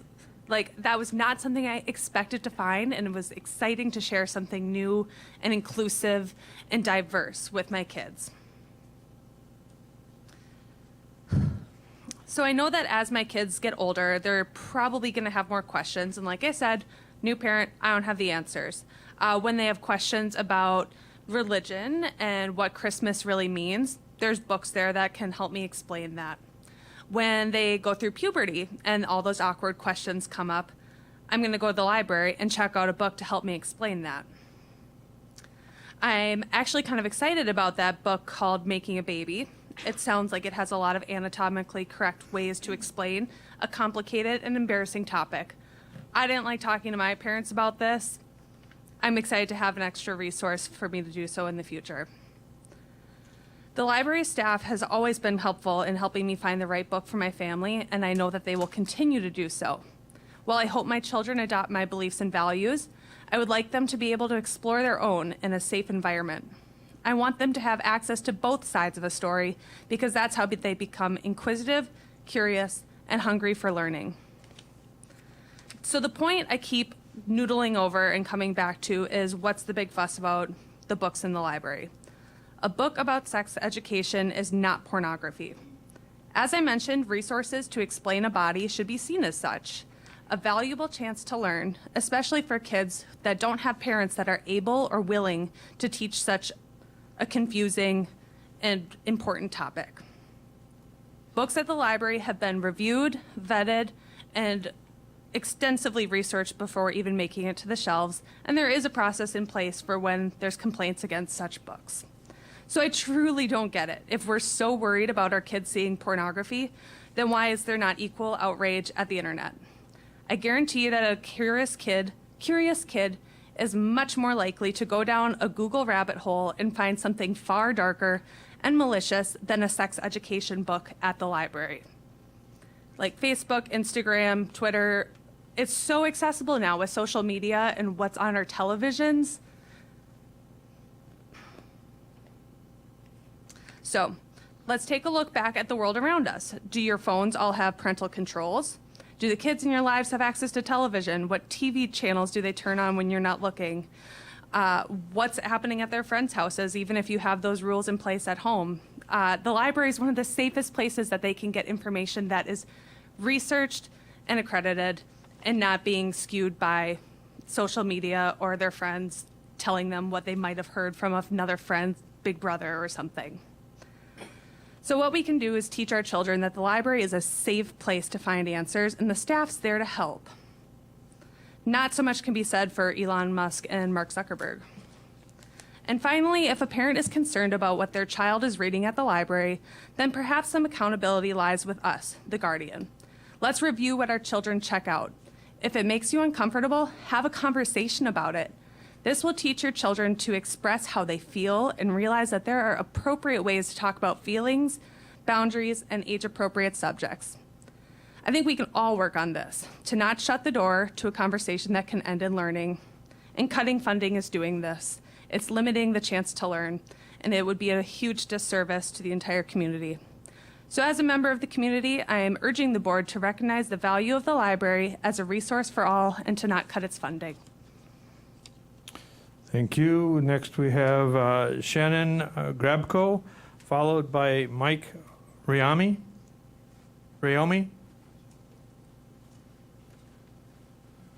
See if I can make this work since I'm so short. My name is Shannon Grabko, 6213 Quinton Street in Weston. I am here to talk about the budget. A few days ago, I saw the proposal was 9.5%. And from what I understand, this is the highest that's ever been proposed. The most recent was 2.9%, if I'm correct. That's astronomical. And if you look at 2022's budget to this year, that's a huge dollar amount. And I don't understand why. We have basic services that, of course, we need to provide for our community members. We are a very strong, close-knit community, I think. I think we all can agree that the library does provide some very valuable services. We have the women's community, we have the Hope Center, we have all kinds of things in this community that help people that live here, and it's so important. My concern is that we are in a state of emergency in our economy right now. Gas prices are rising. We're running out of diesel. That's going to affect stocking our store shelves. We have rising grocery costs. We have rising mortgage rates. Our home values are dropping. What does this do to our taxpayers in this community? What about our senior citizens that are living on Social Security and own their own home? What does that do to them? We have an obligation to protect their right to live in their home and not tax them out of it. We have an obligation for our young families to be able to be homeowners. Can they afford to do that right now? These are really important questions. We don't want to chase our residents out of Marathon County because our prices, our taxes are so high. These are important questions to ask ourselves. This is about the people that live here, the people that pay the taxes. So I'm asking you as a board to please consider the residents of this county and what kind of financial impact this will have on them. If we're talking about a couple extra $100 on their tax bill, we really may be at a point where we can't afford that. There are families who will not be able to afford that. Families are making sacrifices and making cuts. Maybe their kids aren't taking dance lessons. Maybe they're not doing extracurricular things because they can't. They need to afford feeding their family, paying their mortgage. That's huge. As a county, can you members come together and look at what is actually essential and what is not? What can be cut, if anything? Because we're all sacrificing. We can't afford to keep going like this. It's going to make problems worse. We are going to see more stressed out people in the community. Maybe their finances are so bad, they're driven to a deep emotional state where they become suicidal. Then what? We have to look at this as a whole, what we can do to help people truly, and what we can do to mitigate problems in the future, and if the decisions we're making are helping or hurting. I think that's what everybody cares about, and I hope that this entire board considers that as they look at this budget. Thank you for your time. Thank you. Next, we have Mike Riami, and then Lynn Santangelo. Excuse me, I apologize. Hi, I'm Mike Riom. I live at 214 Kent Street in Wausau. I'm here to talk about the library. My son was actually up here a little while ago. I guess he didn't follow in my footsteps, and I spent 42 years in human resources, and he decided to go to law school. But in the 90s, I was the president of the library board, so there is some following here. And in those days, no one talked about defunding the library. Matter of fact, you guys helped us make what we have downtown in the main branch there. It was brand new back in the 90s. We did everything to the branches. A lot of them have new libraries, or were new at that time. We had books that were controversial back there. I'm a lifelong conservative, by God, and we had 4 of them that came up, and we talked to the staff, and we got their recommendations. There's a policy for this, and by the end of the month, I'm sure the library board will make a ruling on this. But we took those books, we read them, we gave them back to the staff and asked for their recommendation. They gave us their recommendations, we followed it, life went on. That's what we're talking about today, is keep the funding the way it is, let the library do their job, and I thank you for your time. Thank you. Next, we have Lynn Lynn, followed by Ashley Kickbush. And I apologize, Lynn. It's okay. I'm Lynn Santangelo. I'm at 16 Fulton Street, apartment 313. And a lot has been said in support of the library, but my departed librarian mother would not forgive me if I didn't speak, so I will speak briefly. Libraries are a public space where people of all ages and backgrounds have access to free information, technology, and guidance of highly trained staff. Along with public schools, they are the foundation of our democracy. The ideas and perspectives gained through libraries foster innovation, creativity, things that we need in our community. Please ensure that all the residents of Marathon County continue to have access to the library. Thank you. Next, we have Ashley Kickbush, followed by Tom Neal.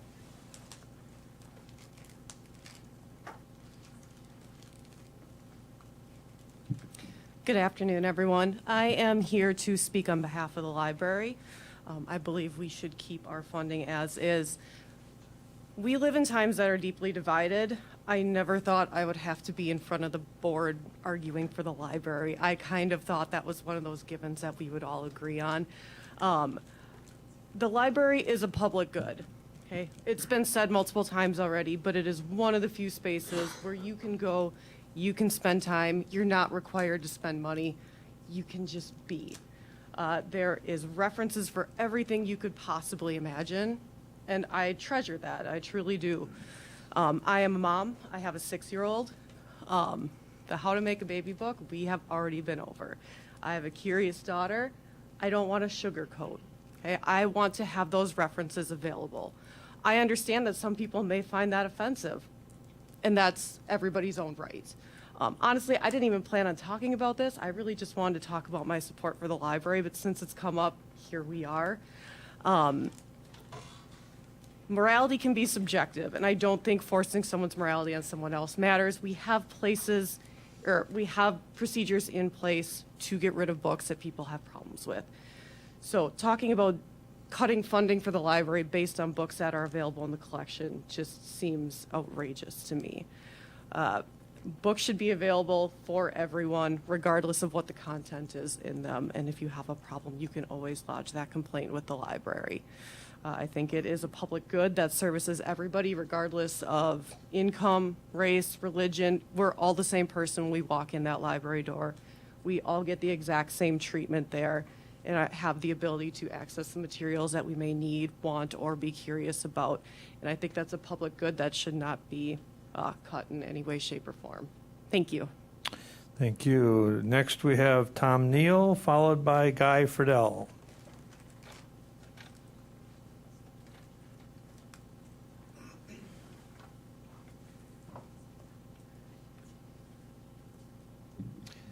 Thank you, Mr. Chair. Tom Neal, 916 Hamilton Street, Wausau. In April of this year, I completed my 4th term on City Council, Wausau City Council. 6 years sitting next to the esteemed Supervisor Gisselman. And at that time, we went through quite a few budget battles. I'm here to support the funding for the library as it's proposed in the budget before us. I have been hearing some murmurings about some possible amendments coming forward, amendment or amendments, and I don't know what that would entail. I don't know if that would be a small reduction somebody might want, a slash somebody might want, maybe somebody wants to totally defund. I don't know. Can't speak to it. But I can tell you that in the budget work that I've done, and Mr. Gisselman has done with me by my side, we've had to deal with what we felt was best for the city, what was numbers, what was services, and we did not use budgeting process as a political stick because of some way we feel about some policy. That's just not the way it's done. So I fully support funding the library as proposed, and I really think that the board as a whole will support that. I'm concerned that there are maybe some that don't see it that way, but that's the way it is in government and in civil society. But my best wishes to everybody, and I hope that you will support it. Thank you. Thank you. Next, we have Guy Friedel, and that concludes the people that have signed up. So we will offer it to anybody that hasn't signed up if they choose to provide public comments. So, Mr. Friedel, please. Thank you, Mr. Chairman. Guy Friedel, 2240 Ruby Drive, Corona-Winter. I'm a lifelong resident of Marathon County. My father was a lifelong resident of Marathon County. My grandfather was a lifelong resident. I've raised my children here and my grandchildren. I'd like to make several general comments about the budget that's proposed.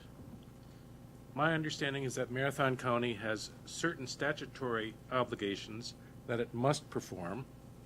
It has certain things that it is not authorized to do, and it has certain things that it can do but doesn't have to do.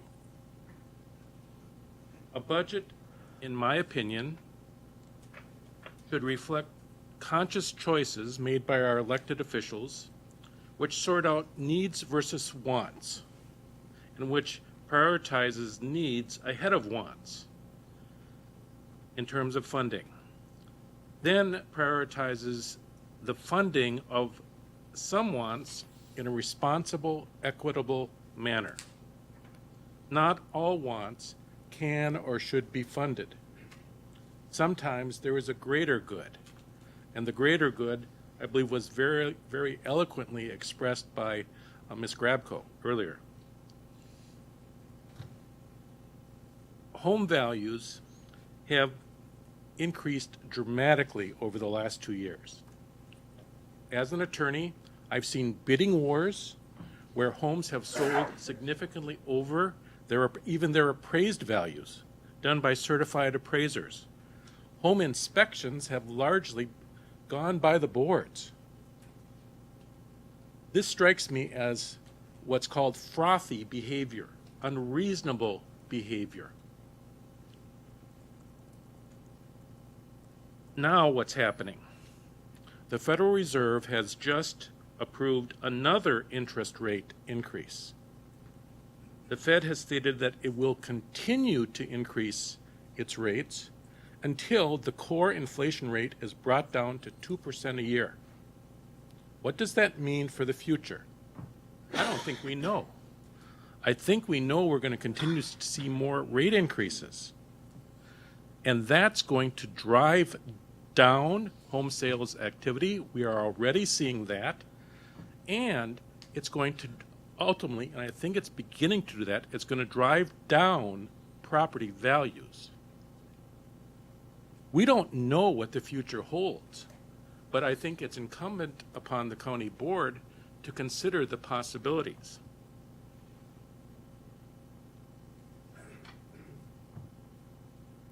Property tax increases have negative consequences. Okay, I'm a landlord. My wife and I essentially invested our life savings into a senior housing apartment complex in Weston. And I know that as a landlord, we want to pass our costs on to our tenants. Our tenants are seniors. Some of them are low and moderate income seniors, but we don't have a choice.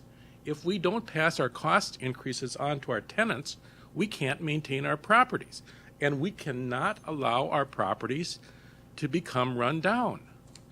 When that happens, you get a lower class of tenants, and it gets to be a downward spiral.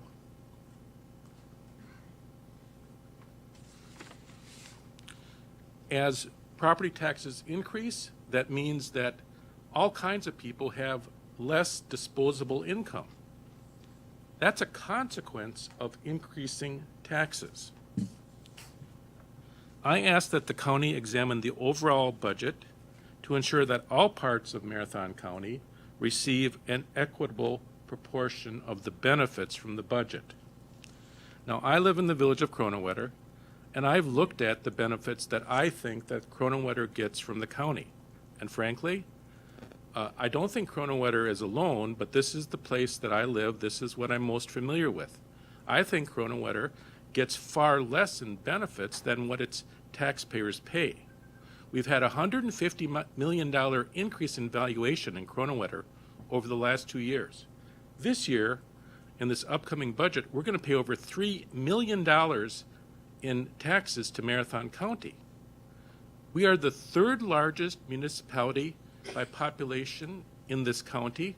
We are the 105th largest municipality by population in the state of Wisconsin. We are bigger than Antigo in population, about the same population as Rhinelander, maybe bigger. So I think it's important to have equitable treatment on some level as critical to maintaining Marathon County's goal of becoming the most prosperous county in the state. We need to look at the whole county, not just a small segment of the county. So I thank you, Mr. Chairman, and members of the county board for your time and for your attention. Thank you. Thank you. Now I'll open it up to anyone else that wishes to address the board during the public comment. Please come up in an orderly fashion. Anybody wishing to address the board on the public hearing on the budget?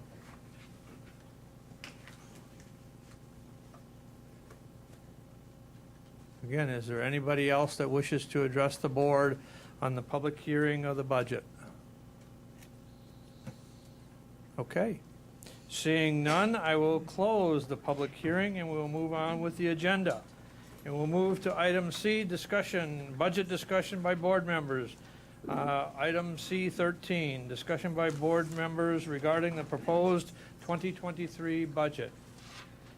And we have Supervisor Robinson. Thank you, Mr. Chair. I'd just like to make some opening comments. Again, I'd like to thank the administrator for his work on developing a budget during these tough times. And we're looking at a $218.5 million budget, up significantly from last year. 26% of the budget is funded through tax levy, and the other comes from other sources. I'd like to just take a moment to highlight some of the increases in the budget. Operations are up $1.6 million, less highway. Highway is up $8,600,000. Some of those are opportunity cost. We were able to secure some federal funding for some projects throughout the county, and we'll give you a handout between now and the next meeting outlining some of those. But debt service is up, and primarily the debt service is up because of North Central Healthcare's inability to fund the debt that this board authorized bonding for, with the understanding that they would reach some operational efficiencies and be able to repay that, but because of the implications of COVID and the impacts on their operations, they've not been able to do that. So there's an increase of debt service. Central Wisconsin Airport has debt service and operations, which are fully funded. It's in essence an enterprise account between CWA, Adult Disability Resource Center, and special education. It's almost $2.4 million of that increase, and all of those are outside of the county. And in many cases, we are the fiscal agent for those entities, and their budgets are reflected in our budget, and particularly with ADRC. Our levy there has been constant for the last several years. We also have increases in support for other agencies, primarily CCIT, the Information Technology Program, and we're in the process of implementing Workday and the new HR and finance system, but we're also trying to deal with the issue of cybersecurity. Many communities across this country have been hacked and had their security compromised with ransomware at a significant expense. We also have included in their funding of $1,850,000 for North Central Healthcare to deal with their deficits associated with the nursing home, youth behavioral health services, and outpatient services using ARPA dollars. There are, the net tax rate is down. The impact to property owners is up. Some of that is due primarily, and much of that is attributable to our pickup of the debt service. We're hopeful that after this year that there will be a one-time process or expenditure, and that we'll be able to get back down in future years. But again, because of the economic conditions and the ARPA dollars cannot be used for debt service, we're forced to really look to the levy to support that. We've been able to, with this budget, also implement the class compensation study that protects our workers, makes us a desirable employer, and hopefully will provide quality services to the residents of the county to address the issues of shortages that we've had in corrections, dispatch, highway, and other departments. The process going forward, tonight we've heard from the public. Tonight's not the time for us to debate our motions, but rather process the information that we've received tonight. We've encouraged all members, if they have amendments, to get them in by 1 o'clock tomorrow. The HR Finance Committee will meet on Wednesday. We will post that. It is, if it were all members of the county board are invited. We will notice it appropriately. So anyone is welcome to come. We encourage you to come and provide an explanation to your budget amendments and what they might mean and justification behind them. And we will make recommendations to the full board, and all amendments will be forwarded to the county board for their consideration for our vote next Thursday. So with that, I would encourage, if anybody has an amendment, to provide an overview of it, but not to debate it tonight. Give us a chance to evaluate it. The reason we request that they be put in time is that we have to have a balanced budget, and there is the necessity to make sure that we've got the funding sources appropriately identified, and avoid problems in the future. Thank you. Any other discussion?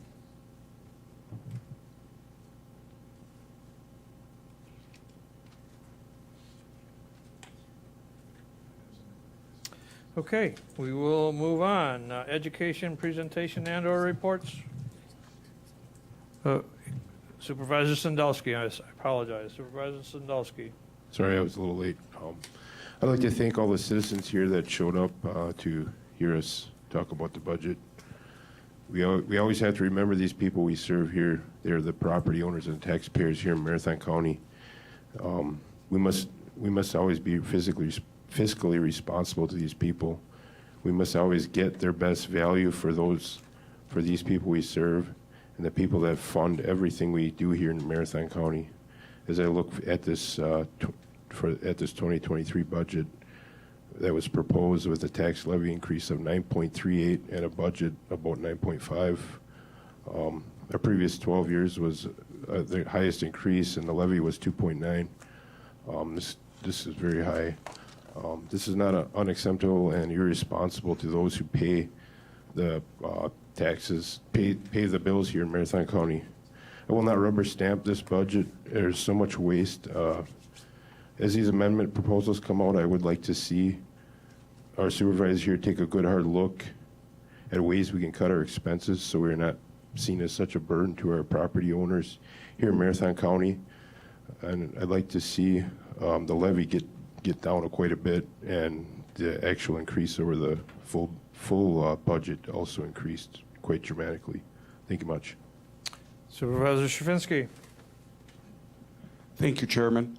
I would like to also add my thanks to all the public who stood up and came and gave their comments. I mean, it takes a lot to come and stand up in front of everyone and speak your mind, and sometimes that's easier, sometimes that's harder for people, and I think that takes a lot of courage. So thank you to all of you who did that. I also am very concerned about the 9% increase. I think that in our current economic climate, a 9% increase is irresponsible. Not only is it irresponsible, I think it's almost a slap in the face to our property tax owners, to the public of Marathon County, who are looking at an 8% inflation, and that's understated. If you look at the price of home heating oil, you look at the price of natural gas, you look at the price of gasoline, they're not up 9% over last year. They're up 20%, 30%. And that's not going down anytime soon. So I think asking the property tax owners to look at a 9% increase in a budget, I think we're not serving our constituents well. I think that we need to look at this very deeply, and I think we need to make significant cuts. For comparison, if the previous maximum increase that we had was 2.9%, let's round that up to 3%. That was the previous increase that we had, and now we're looking at 3 times that, and we're looking at inflation that are pressures that are extremely high. Why don't we look at 4% for the county as an example? And that's certainly a number that's up for debate. But I think we need to significantly and very deeply look at better ways to be more responsible to our constituents. Thank you. Vice Chair McEwen. Thank you, Mr. Chair. I want to thank all the community members that showed up for the budget hearing and gave their thoughts on the budget and also on the library. Over the past several months, I've received numerous complaints about books that are in the children's section at our library that contain child pornography. Some of the emails I received had depictions that were in these books. I was certainly surprised that these books were available at the library and that they were in the children's section. I immediately deleted these emails because I did not want to be in possession of child pornography, which is against the law according to State Statute 94811. Sub 2. Marathon County also has a local ordinance 942 that also bans this type of action. Many of the citizens have petitioned the Marathon County Library Board to change their policies to protect children from being exposed to child pornography in the libraries. One of the books, I understand, was placed in an adult section. I'm not advocating removing any books from the library, but I do believe that the library board needs to make some changes to protect all the children from pornographic materials. Now, the reason the library board is being discussed is there are two things that the Marathon County Board have the authority over the board, over the library, and that is their budget and the approval of the members that are on the Marathon County Board. It's the comments that many of the people for and against this, I agree that the library is a very important part of Marathon County. However, being fair, their concerns about pornographic materials are a lot different than mine. And I have that right to my opinion, and so do the people that have complained. I wish the Marathon County Library Board would have taken this serious before we had to start talking about their budget. At the September 19th Marathon County Board Library meeting, I understand there was around 40 or 50 people that showed up. I was told that they were treated very disrespectfully, they were not taken serious, and they did not feel that these forms that they have to fill out, they said there's a process to get these materials or books taken out of the library or placed in different locations. They were told that a book has never been removed from Marathon County Library. So whether that's true or not, I'm not sure, but to me, that process to evaluate books may need to be changed also. So I'm just asking the board to understand why this discussion was. We're not defunding the whole Marathon County Library, but until this discussion came up, I don't think the library board took this serious. Thank you. Supervisor Sandulski. Thank you, Chairman. Yeah, I did a report on one of the books, and I attended the meeting back in September on the library board meeting. Here's the one I did a report on. It's perfectly normal. It's it's in the 7-year-old section. Starts at 7-year-olds, and it's got a lot of nudity. You can look through it. It's got talks about masturbation, all kinds of stuff. So I did a report on it, and I got back to the library coordinator, and they're still reviewing it. I haven't heard nothing back from them. So yeah, like Supervisor McEwen said here, it seems like they're not really taking it seriously. So that's all I got. Thank you.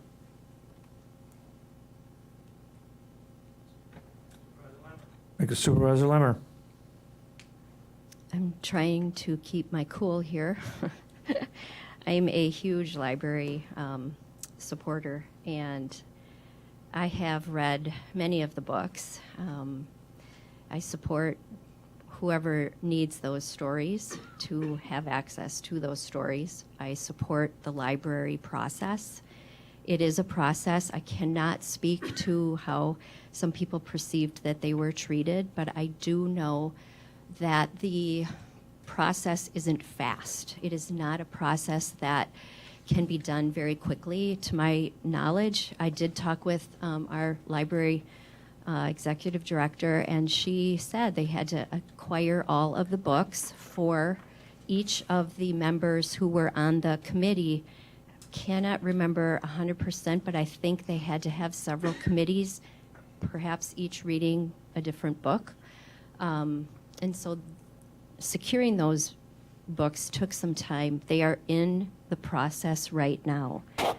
And I would really ask this body to respect the process. We heard 2 library trustees talk, and one of them was on the board in the 90s. They've had the same types of issues come forth in the 90s. I'm sure we will have them in the 2030s. And if the process needs to be changed, there's a process for that too. So I feel like pulling funding is dangerous. It's with the economic times that we have, I feel libraries should be more supported. What I do worry about the most, I am not on the library board, it is not my decision, but I worry that it's the rural libraries that would take the biggest hit. When I talked with our director, she mentioned that we are the hub for the Wisconsin Valley Library Service, which really feeds libraries to the north of us. And I would guess our Wausau library will not take the hit as much as our town libraries. And when I was teaching during the pandemic, I needed those libraries open for my kids. And I'm sure parents who are in those townships needed those libraries open for their kids, not just for schoolwork, but for sanity. That library, I'm not overstating it, it saved my sanity. I am an avid library user now. I download my books on the Libby app, and I listen to them. I've probably listened to 50 books this year already. If you're on my Facebook page, I've done book reports. I enjoy doing that. Please do not defund this library. I have also gleaned from different discussions that I've had that nurse-family partnership is being considered. I talked with our director, our health officer, I should say, and I asked her what would happen if that were struck and we considered a different program. I think we heard one from Hope. And she said, well, here's the thing. If it's struck, we have to go to an RFP process. We require an accredited program. Hope is not accredited. The only accredited program in our city, in our area, is who we're using right now, Children's Services Society of Wisconsin. And this program is cheaper than what we're doing right now. And so I think if you're questioning that, please contact our health officer to get some more information, because that is a program that it's needed. The last thing I would like to say is the family keys. I'm just going to end with this. I believe strong families make strong communities, and the family keys strengthens families. Supervisor Van Cray. Thank you, Mr. Chair. This does not seem like the appropriate time to talk about this, but since you have allowed it, I'm just going to address the reconsiderations at the library. I want to assure everybody that the staff and the library board does take this seriously, and we are going through the policy that we have set forth. That policy does take time because, like Supervisor Limmer said, copies of the book have to be obtained for all people participating in the process, which means we could either purchase that book, spending more money, spending taxpayer dollars on books that people don't want at the library, or we can wait until those materials are available through our own collection or through our sister collections through WBLS. So the process takes time. I promise they are taking it seriously. They are going through the appropriate processes, and like others have stated tonight, we hope to have a determination by the end of this month for all of the current reconsiderations that have come through since, I don't know, the beginning of September. If there are other ones that are coming, obviously those will take time as well. Thank you. Supervisor Arstead. Thank you, Chair. I don't believe any one of us wants to defund the library or ban books. And each one of us have had, well, just today I had 25 emails in my from constituents in fear of defunding the library. The issue comes down to protecting our children, not according to my opinion or anyone else's, but according to the law and Marathon County's Code of Ordinance, which is 9.42. By law, depicting children engaged in sexual acts is federal crime, and distributing such material to minors is a federal crime. You'll find this under Section 2251, 2252, 225A, 2256 of Title 18 United States Code. These controversial books should be reviewed and acted on. I appreciate what you said and then what other people had said today about that they are working on this and we just need to be patient. Not one of my virtues, but something I need to learn. One of our constituents wrote in one of her emails, and I quote, "Surely the library and board members can come to a compromise that will not affect library funding. Please consider other options, such as labeling the books as controversial, moving them into an adult section, or keeping them behind the desk to be requested. Please do not punish the library and consequently our community by drastically cutting funds." End of quote. I believe that if the library board will come to an agreeable compromise on this issue, it will make it easier for the county board to vote in favor of the proposed library budget. Thank you. Corp Counsel is going to address the board in its discussion and lack of agendizing topics of discussion. Thank you, Mr. Chair. I just wanted to caution the board. I think a certain amount of discussion relative to, certainly relative to the funding of the library and the budget is germane to this topic and was appropriately noticed. But when we get into the details of possible solutions or discussions related to policies that aren't under this board's control, for instance, policies that the library board would have to pass or change, that isn't agendized, and the more we get into that discussion, the more danger we are in of violating open meetings law, because the public's not on notice that we're having a discussion beyond what this board's budgetary power is. So I just want to caution the whole board that the further we go down that road, the more dangerous that potential violation becomes. I'll certainly continue to make that admonition. Rely on you all to use your best judgment on what you're going to discuss. And certainly the budget is a broad topic, but the more we stray from what this board can actually affect, which is the amount of funding, not the policy at the library board, the more risk we're at of violating open meetings law. So I wanted to make sure I said that. Supervisor Langenheim. Thank you, Mr. Chair. I have a process question, possibly to be referred to Supervisor Robinson. As far as the due date for the amendments tomorrow, how soon can we expect those amendments to be forwarded to the rest of the county board for us to review? I think the intent was, Go ahead, Supervisor Robinson, please. the intent was to put them in the packet tomorrow, to try to get them in the packet tomorrow. Follow up? Go ahead. Will the Supervisor packet be posted by 5 p.m.? That's the hope. Okay. All right. Thank you, Mr. Chair. Thank you, Supervisor Robinson. Okay, we have Supervisor Hardinger. Thank you, Mr. Chair, and thank you for everybody that showed up and is still here right now. I know it's been a long evening for everybody, and it's getting a little warm in here. Regarding the amendments to the budget, I don't know if the administrator or the chair or Mr. Robinson, has anybody requested reduction of that 9.5 to something to 6, and what that would result in our infrastructure and services to the community as a general cut? Somebody brought up before kind of basically what we want versus what we need.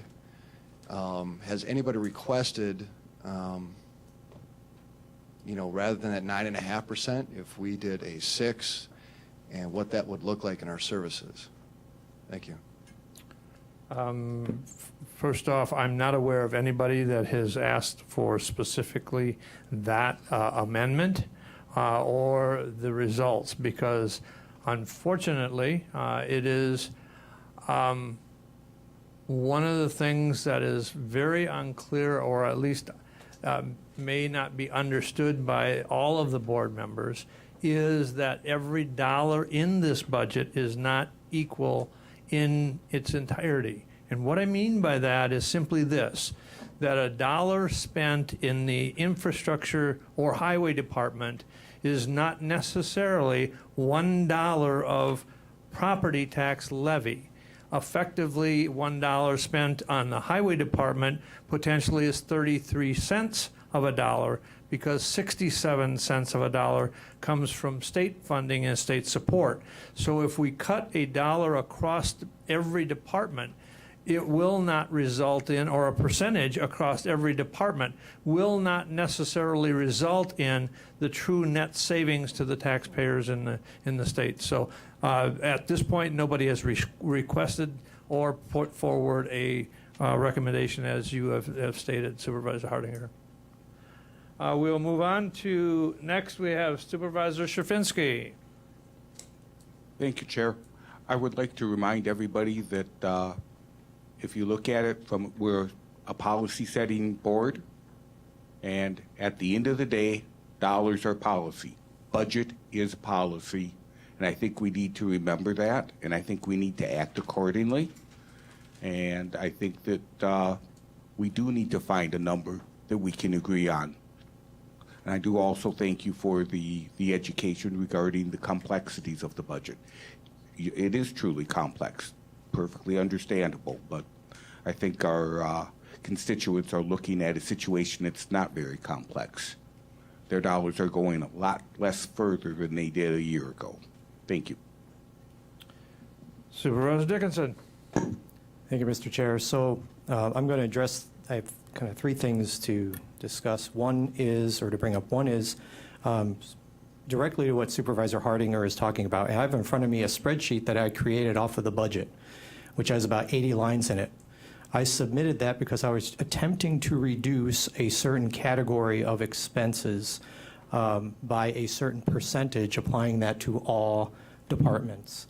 I spent no less than 5 hours digging through that, trying to come up with a way to reduce the levy by this percentage. When I submitted that, I submitted it to Christy Palmer, our finance director, and to our corp counsel, Perner. What I got back was a 6-color spreadsheet, which tells me what attacks the levy, what doesn't, what I can't touch because it's a state aid, or et cetera, et cetera, et cetera. That's a problem. Because my initial request is, can I just go after the levy at a certain percentage? And the answer is no. And that's a problem. We get a number, we get a budget summary, and it says, here is the tax levy. Here is the percent increase over last year, 9.24%. We can't say make it 7. What we have to do is we have to go line by line through the budget and say cut this, this, this, this, this to try to get to that 7, and then we get it back and say, no, that's really 8.7. That is tremendously difficult, I think, for anyone. I did that with 2 spreadsheets, and I am still not complete trying to figure out, is this actually going to be worth it? And I have until 1 p.m. tomorrow to do that. This process has to change. We have a public hearing tonight, and I've said this before, and I'll just say it again. We have a public hearing tonight where people are coming with their legitimate concerns wherever you stand. We're all affected by that. We have to submit that by 1 o'clock tomorrow. Then we have to go Wednesday to HR Finance to discuss it for hours. They make a decision, a recommendation, and then Thursday night, the next night, that's when we vote on the budget. There is not enough time to consider all of these pieces to compromise, to actually compromise, to take the advice of all of these citizens, and I appreciate all of them coming, especially the young person who spoke. I thought that was wonderful. But it's just the process is rough. Number 2, I'll mention, I'm going to get to the library thing. There were people who went to the September 17th meeting with their concerns. I wasn't there. I don't know how they were treated. We'll leave it at that. There was a process to get certain books addressed. Some people went through that. Some people got the documents sent back, and there's kind of that back and forth. It seems, as Supervisor McEwen had said, that one book actually got moved. So there was action on one of those since the September 17th meeting. The president of the Board of Trustees came here tonight and said, we're not taking action on the other ones yet. I would question why the delay. If you can act on one, should there be a faster process? To add to that, October 17th meeting, I made a public comment at that meeting of the Library Board of Trustees. And I asked Sharon Hunter to update the entire county board on where all this stood and to do it before we vote on the county budget. She did not respond to me. I then emailed her 10 days later asking her the same thing, and she did not respond to me. I appreciate her being here tonight, but we're not getting to the point where we're going to have a decision on those books before we vote. That's a problem. I would have hoped there would have been more urgency after I mentioned to her twice that there are people who had concerns, and that didn't happen. So that puts us in a predicament because, as Supervisor McEwen said, there's only two things we have control over when it comes to the library. One of those is who's on the board, and the other is the funding for the library. And so with my last point, I was going to ask the administrator if he would comment on page 51 on the budget summary about the amount that we have in fund balance for the CIP program. What I did is I had actually emailed the administrator and Christy Palmer trying to understand how money gets in this fund balance. And if he could comment specifically on the documents that were sent to me, like how much money is in that fund balance. And additionally, how can we use that money? Can that money be used to address the budget, or can it only be used for CIP? Thank you. Mr. Administrator, please. I'll start by saying I haven't had the opportunity to review the documents that Christy sent because I was stuck in meetings like I referenced all day. But as it relates to the amount of funds in the CIP for 2023, it is on that page 51. That's the $6,122,400. Is your mic on, Yeah. Administrator? Oh, sorry, I was just turning Please, this on. please, yeah, address it closer. The Thank you. amount for 2023 is $6,122,489. Your policy and longstanding practice in Marathon County is that those funds that roll into that CIP fund balance the year following the audit, those unspent funds that are then audited and roll into that fund, are used for capital improvements. That is your policy, and I couldn't tell you how long the board has had it. I just know that it's been my every year that I've been here as the deputy administrator, which is probably the first time I heard about this policy, until today, that's been your policy.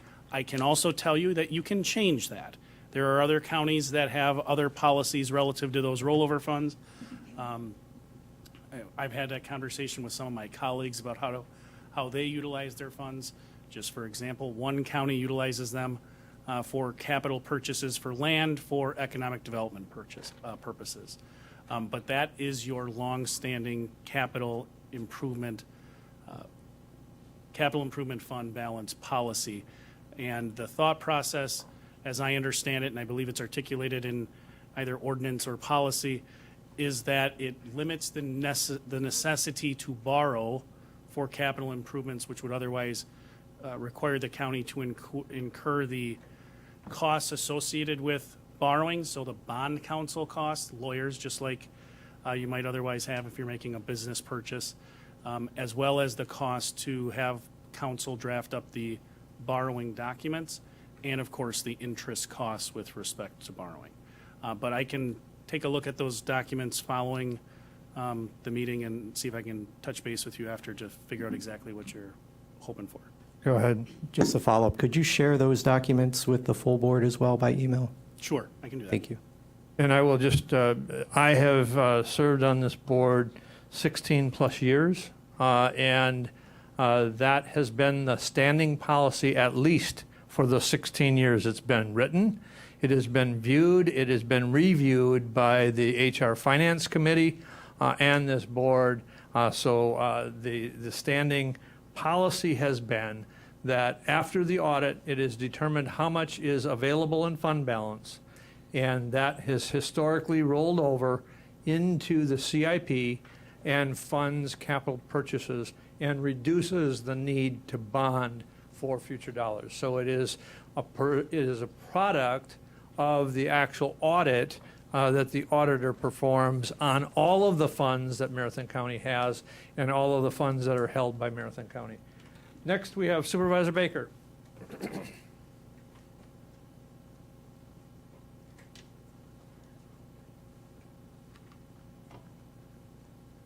Supervisor Baker, I think you still have mute on if you're speaking.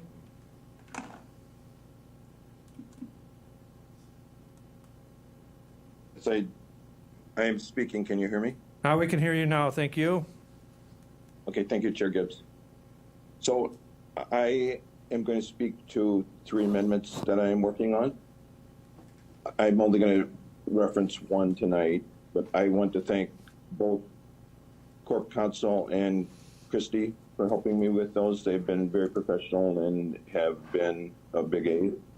So the one that I've submitted 2 of those in one of the budget proposal that I made would cut the tax levy from 9.3% to 3.66% by using $3 million of ARPA funds to offset the North Central Healthcare expenditures. Those have been approved by both Christie and Michael as far as legality. I believe they can speak to that if we need to.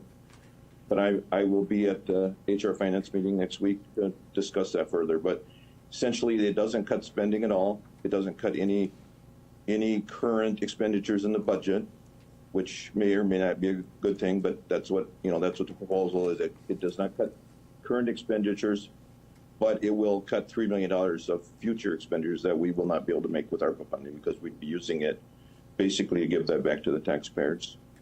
So thank you. Okay, next we have Supervisor Marshall. Thank you, Mr. Chair.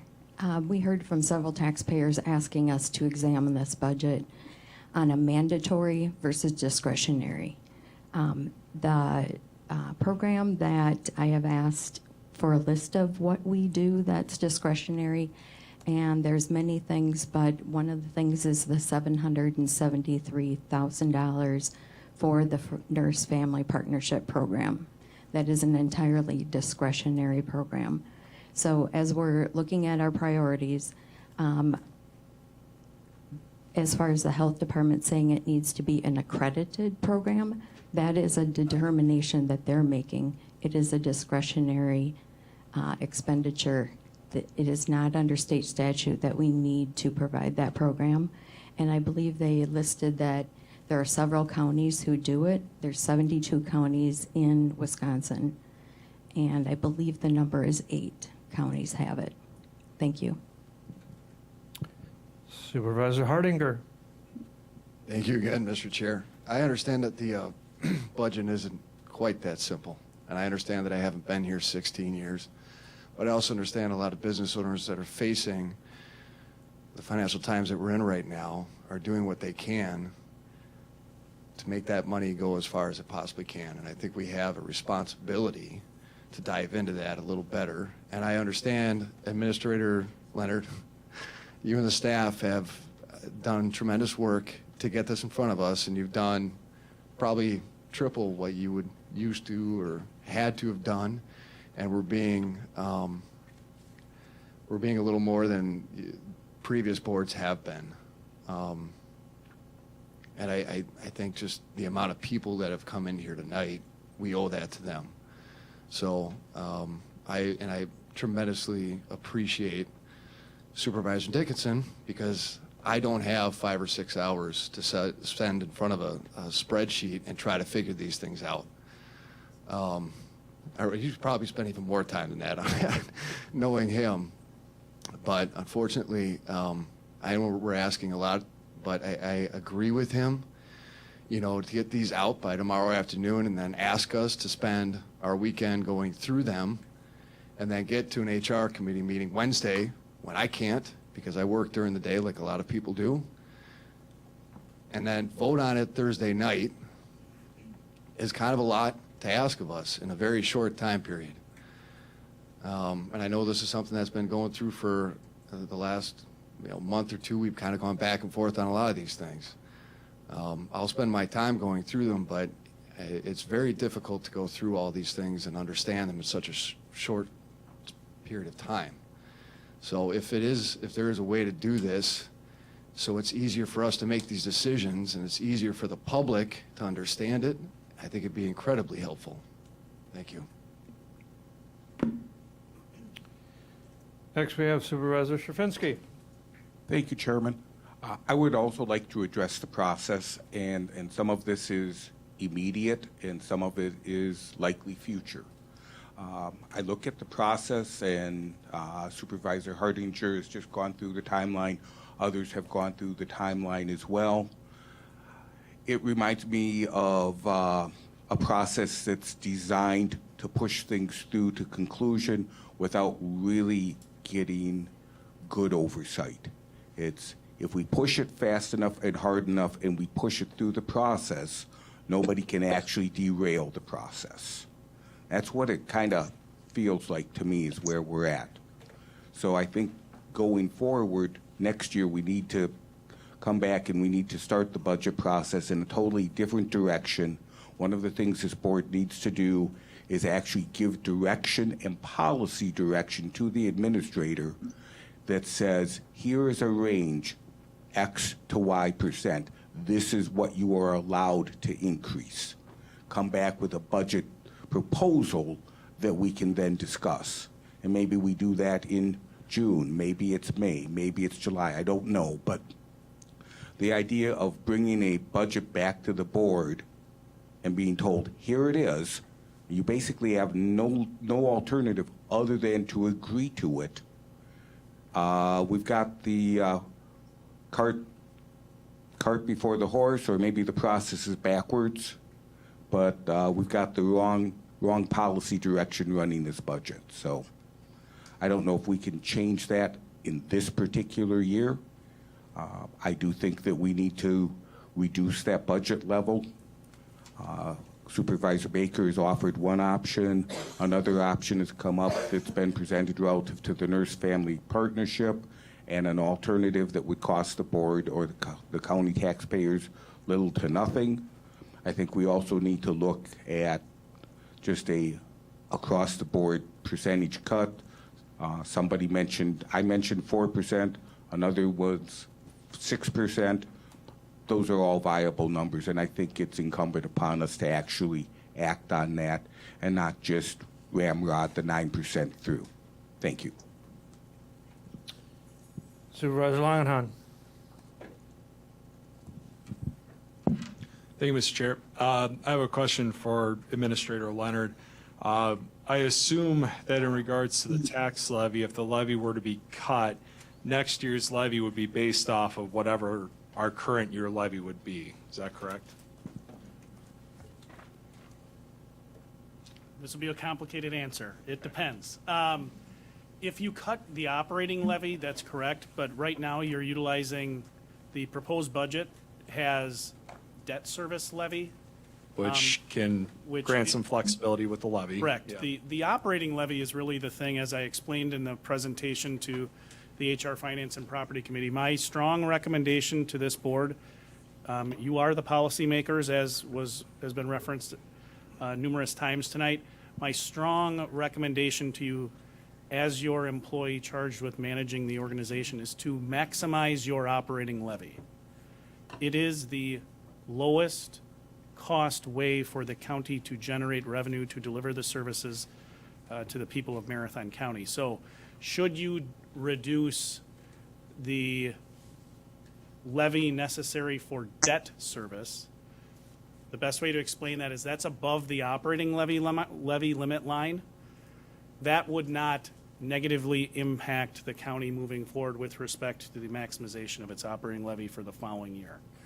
Because, as you allude to in your question, the operating levy from a prior year serves as the basis for the generation of the operating levy limit moving forward. And I'm going to look in the back, and Christy's going to either give me a thumbs up if I was good. She's giving me the mostly thumbs up. A follow-up, Mr. Chair. Go ahead, Supervisor Langenhan. So I think that and there's been a lot of really great discussion tonight. I'm going to do something very quick.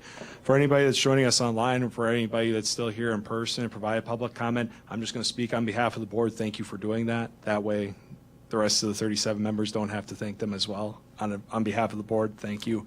It does take a lot of bravery and courage in order to get up and speak in front of the public. The one thing I'll say is that in regards to the process itself, I agree with what everyone else has said. Statutes drive a lot of what the timing is for this fall, but if there's any flexibility that we can do in future budget periods, maybe it's something we examine, finance and property examines, or maybe a task force, something like that.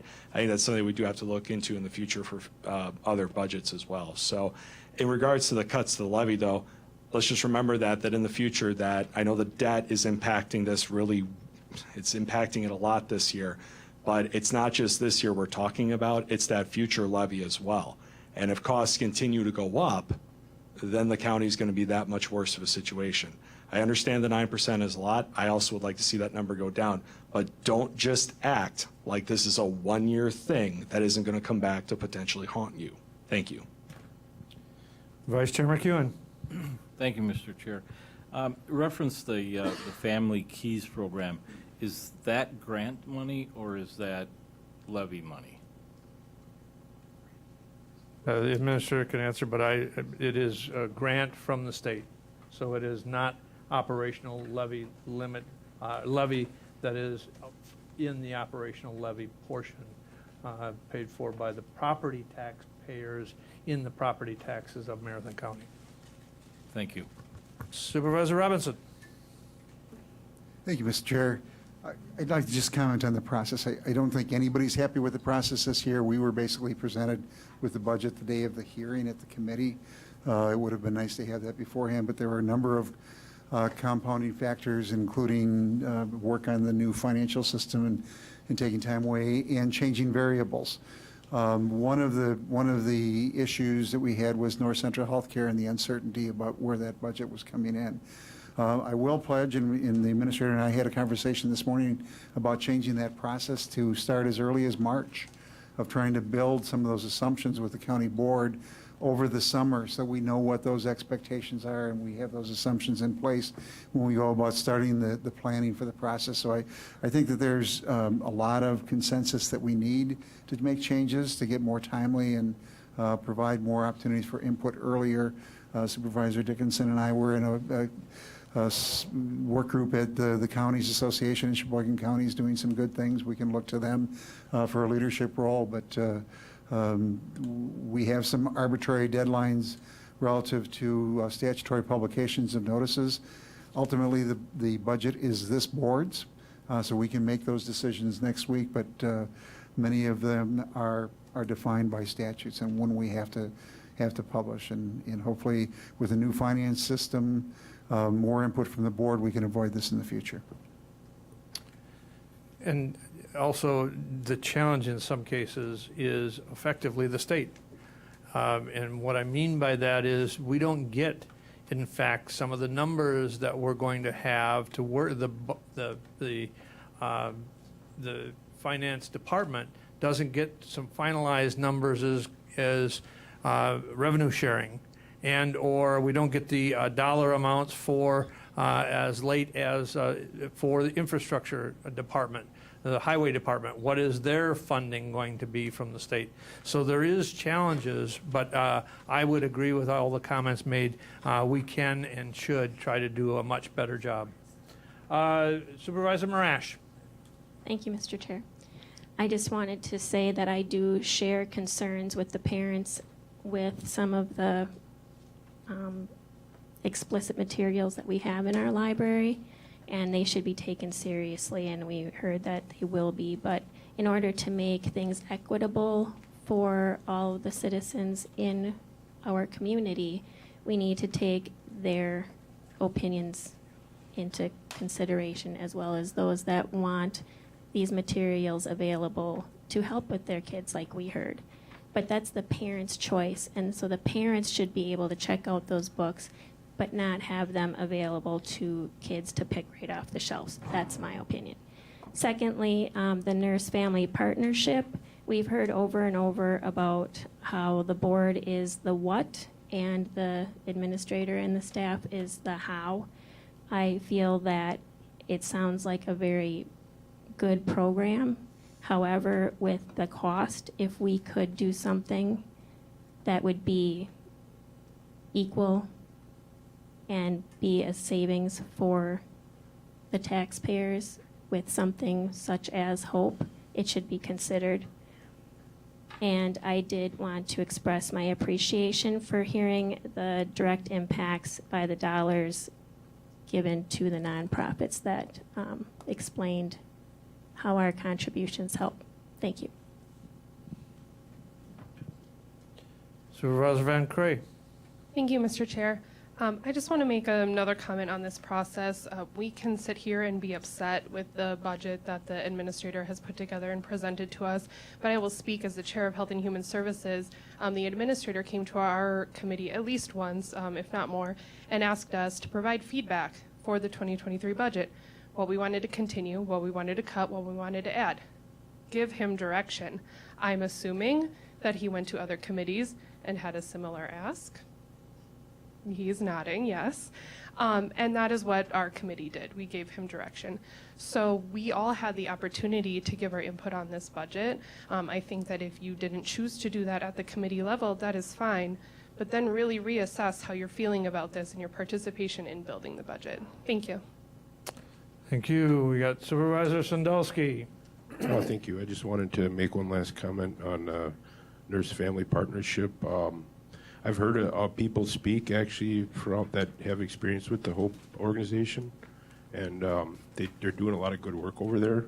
And I believe that it's actually kind of irresponsible to pay out over $750,000 to fund an organization like this nurse-family partnership when we got a privately funded charity that will actually do this service for literally no cost to taxpayers. Thank you.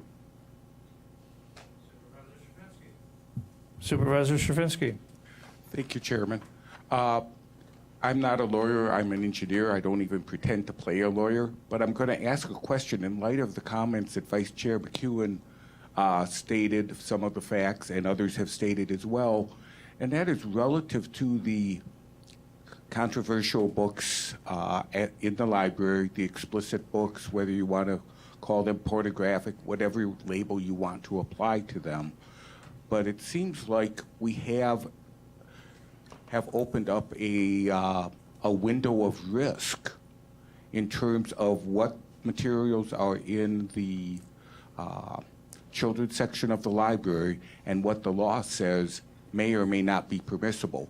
Are we placing the county at risk and the library at risk with those materials in the location that they're at? Thank you. I will ask the Corp Counsel. I know he hasn't had time to research the question, but he has, I think, some general comments. Thank you, Mr. Chair. It's a good question, Supervisor Herfinsky.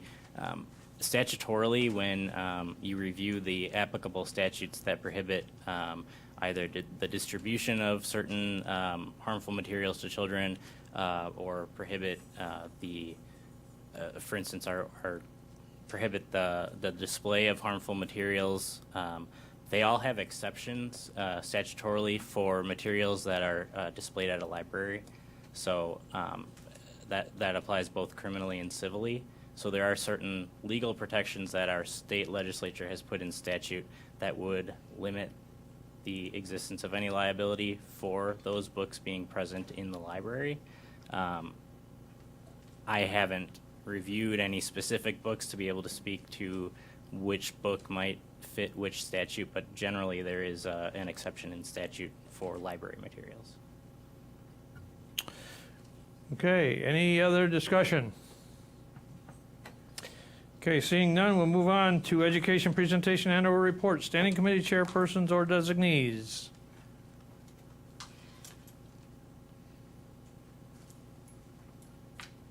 Okay, we'll move on to education discussion for regarding agenda items for Thursday, November 10th, 2022. Under E15, ordinances, Town of Rib Falls rezone, James Murkowski, ordinance 30-22. Any questions?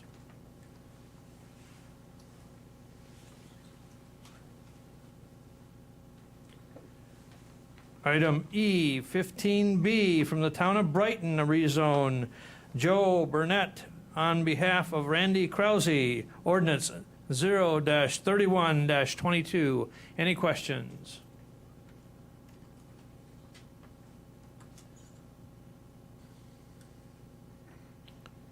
Okay, E15C, from the Town of Wien, rezone from Elvin and Myron Wagner, ordinance 32-22. Any questions?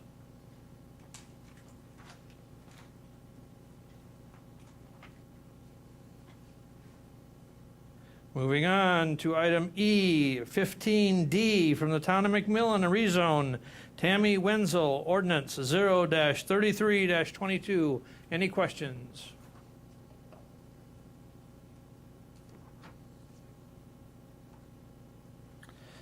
Seeing none, we'll move on to resolutions. E16, E16A, from the Human Resources, Finance, and Property Committee, approval of the 2022 interdepartmental budget transfers for Marathon County Department of Appropriations, resolution 64-22. Any questions?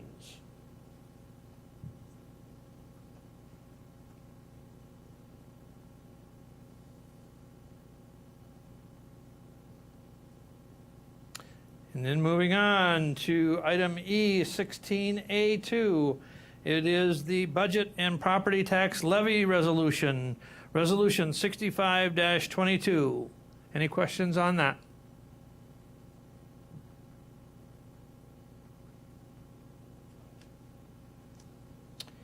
Item E16B, from the Health and Human Services Committee, item E16B1, a resolution to maintain a licensure of 160 beds at Mount View Care Center. Resolution 66-22. Any questions? Supervisor Marash. Thank you, Mr. Chair. I'm curious if these beds are they private rooms now, or are they still shared rooms? Do you know? When the full remodel is complete, they will all be private beds. Any other questions?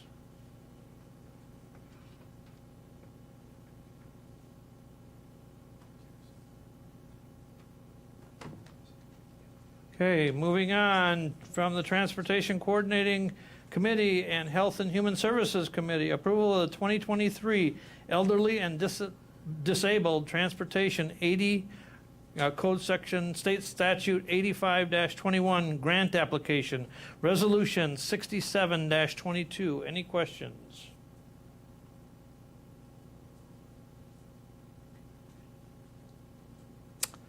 Okay, that brings us down to item miscellaneous business, announcements and/or requests. Any announcements and/or requests?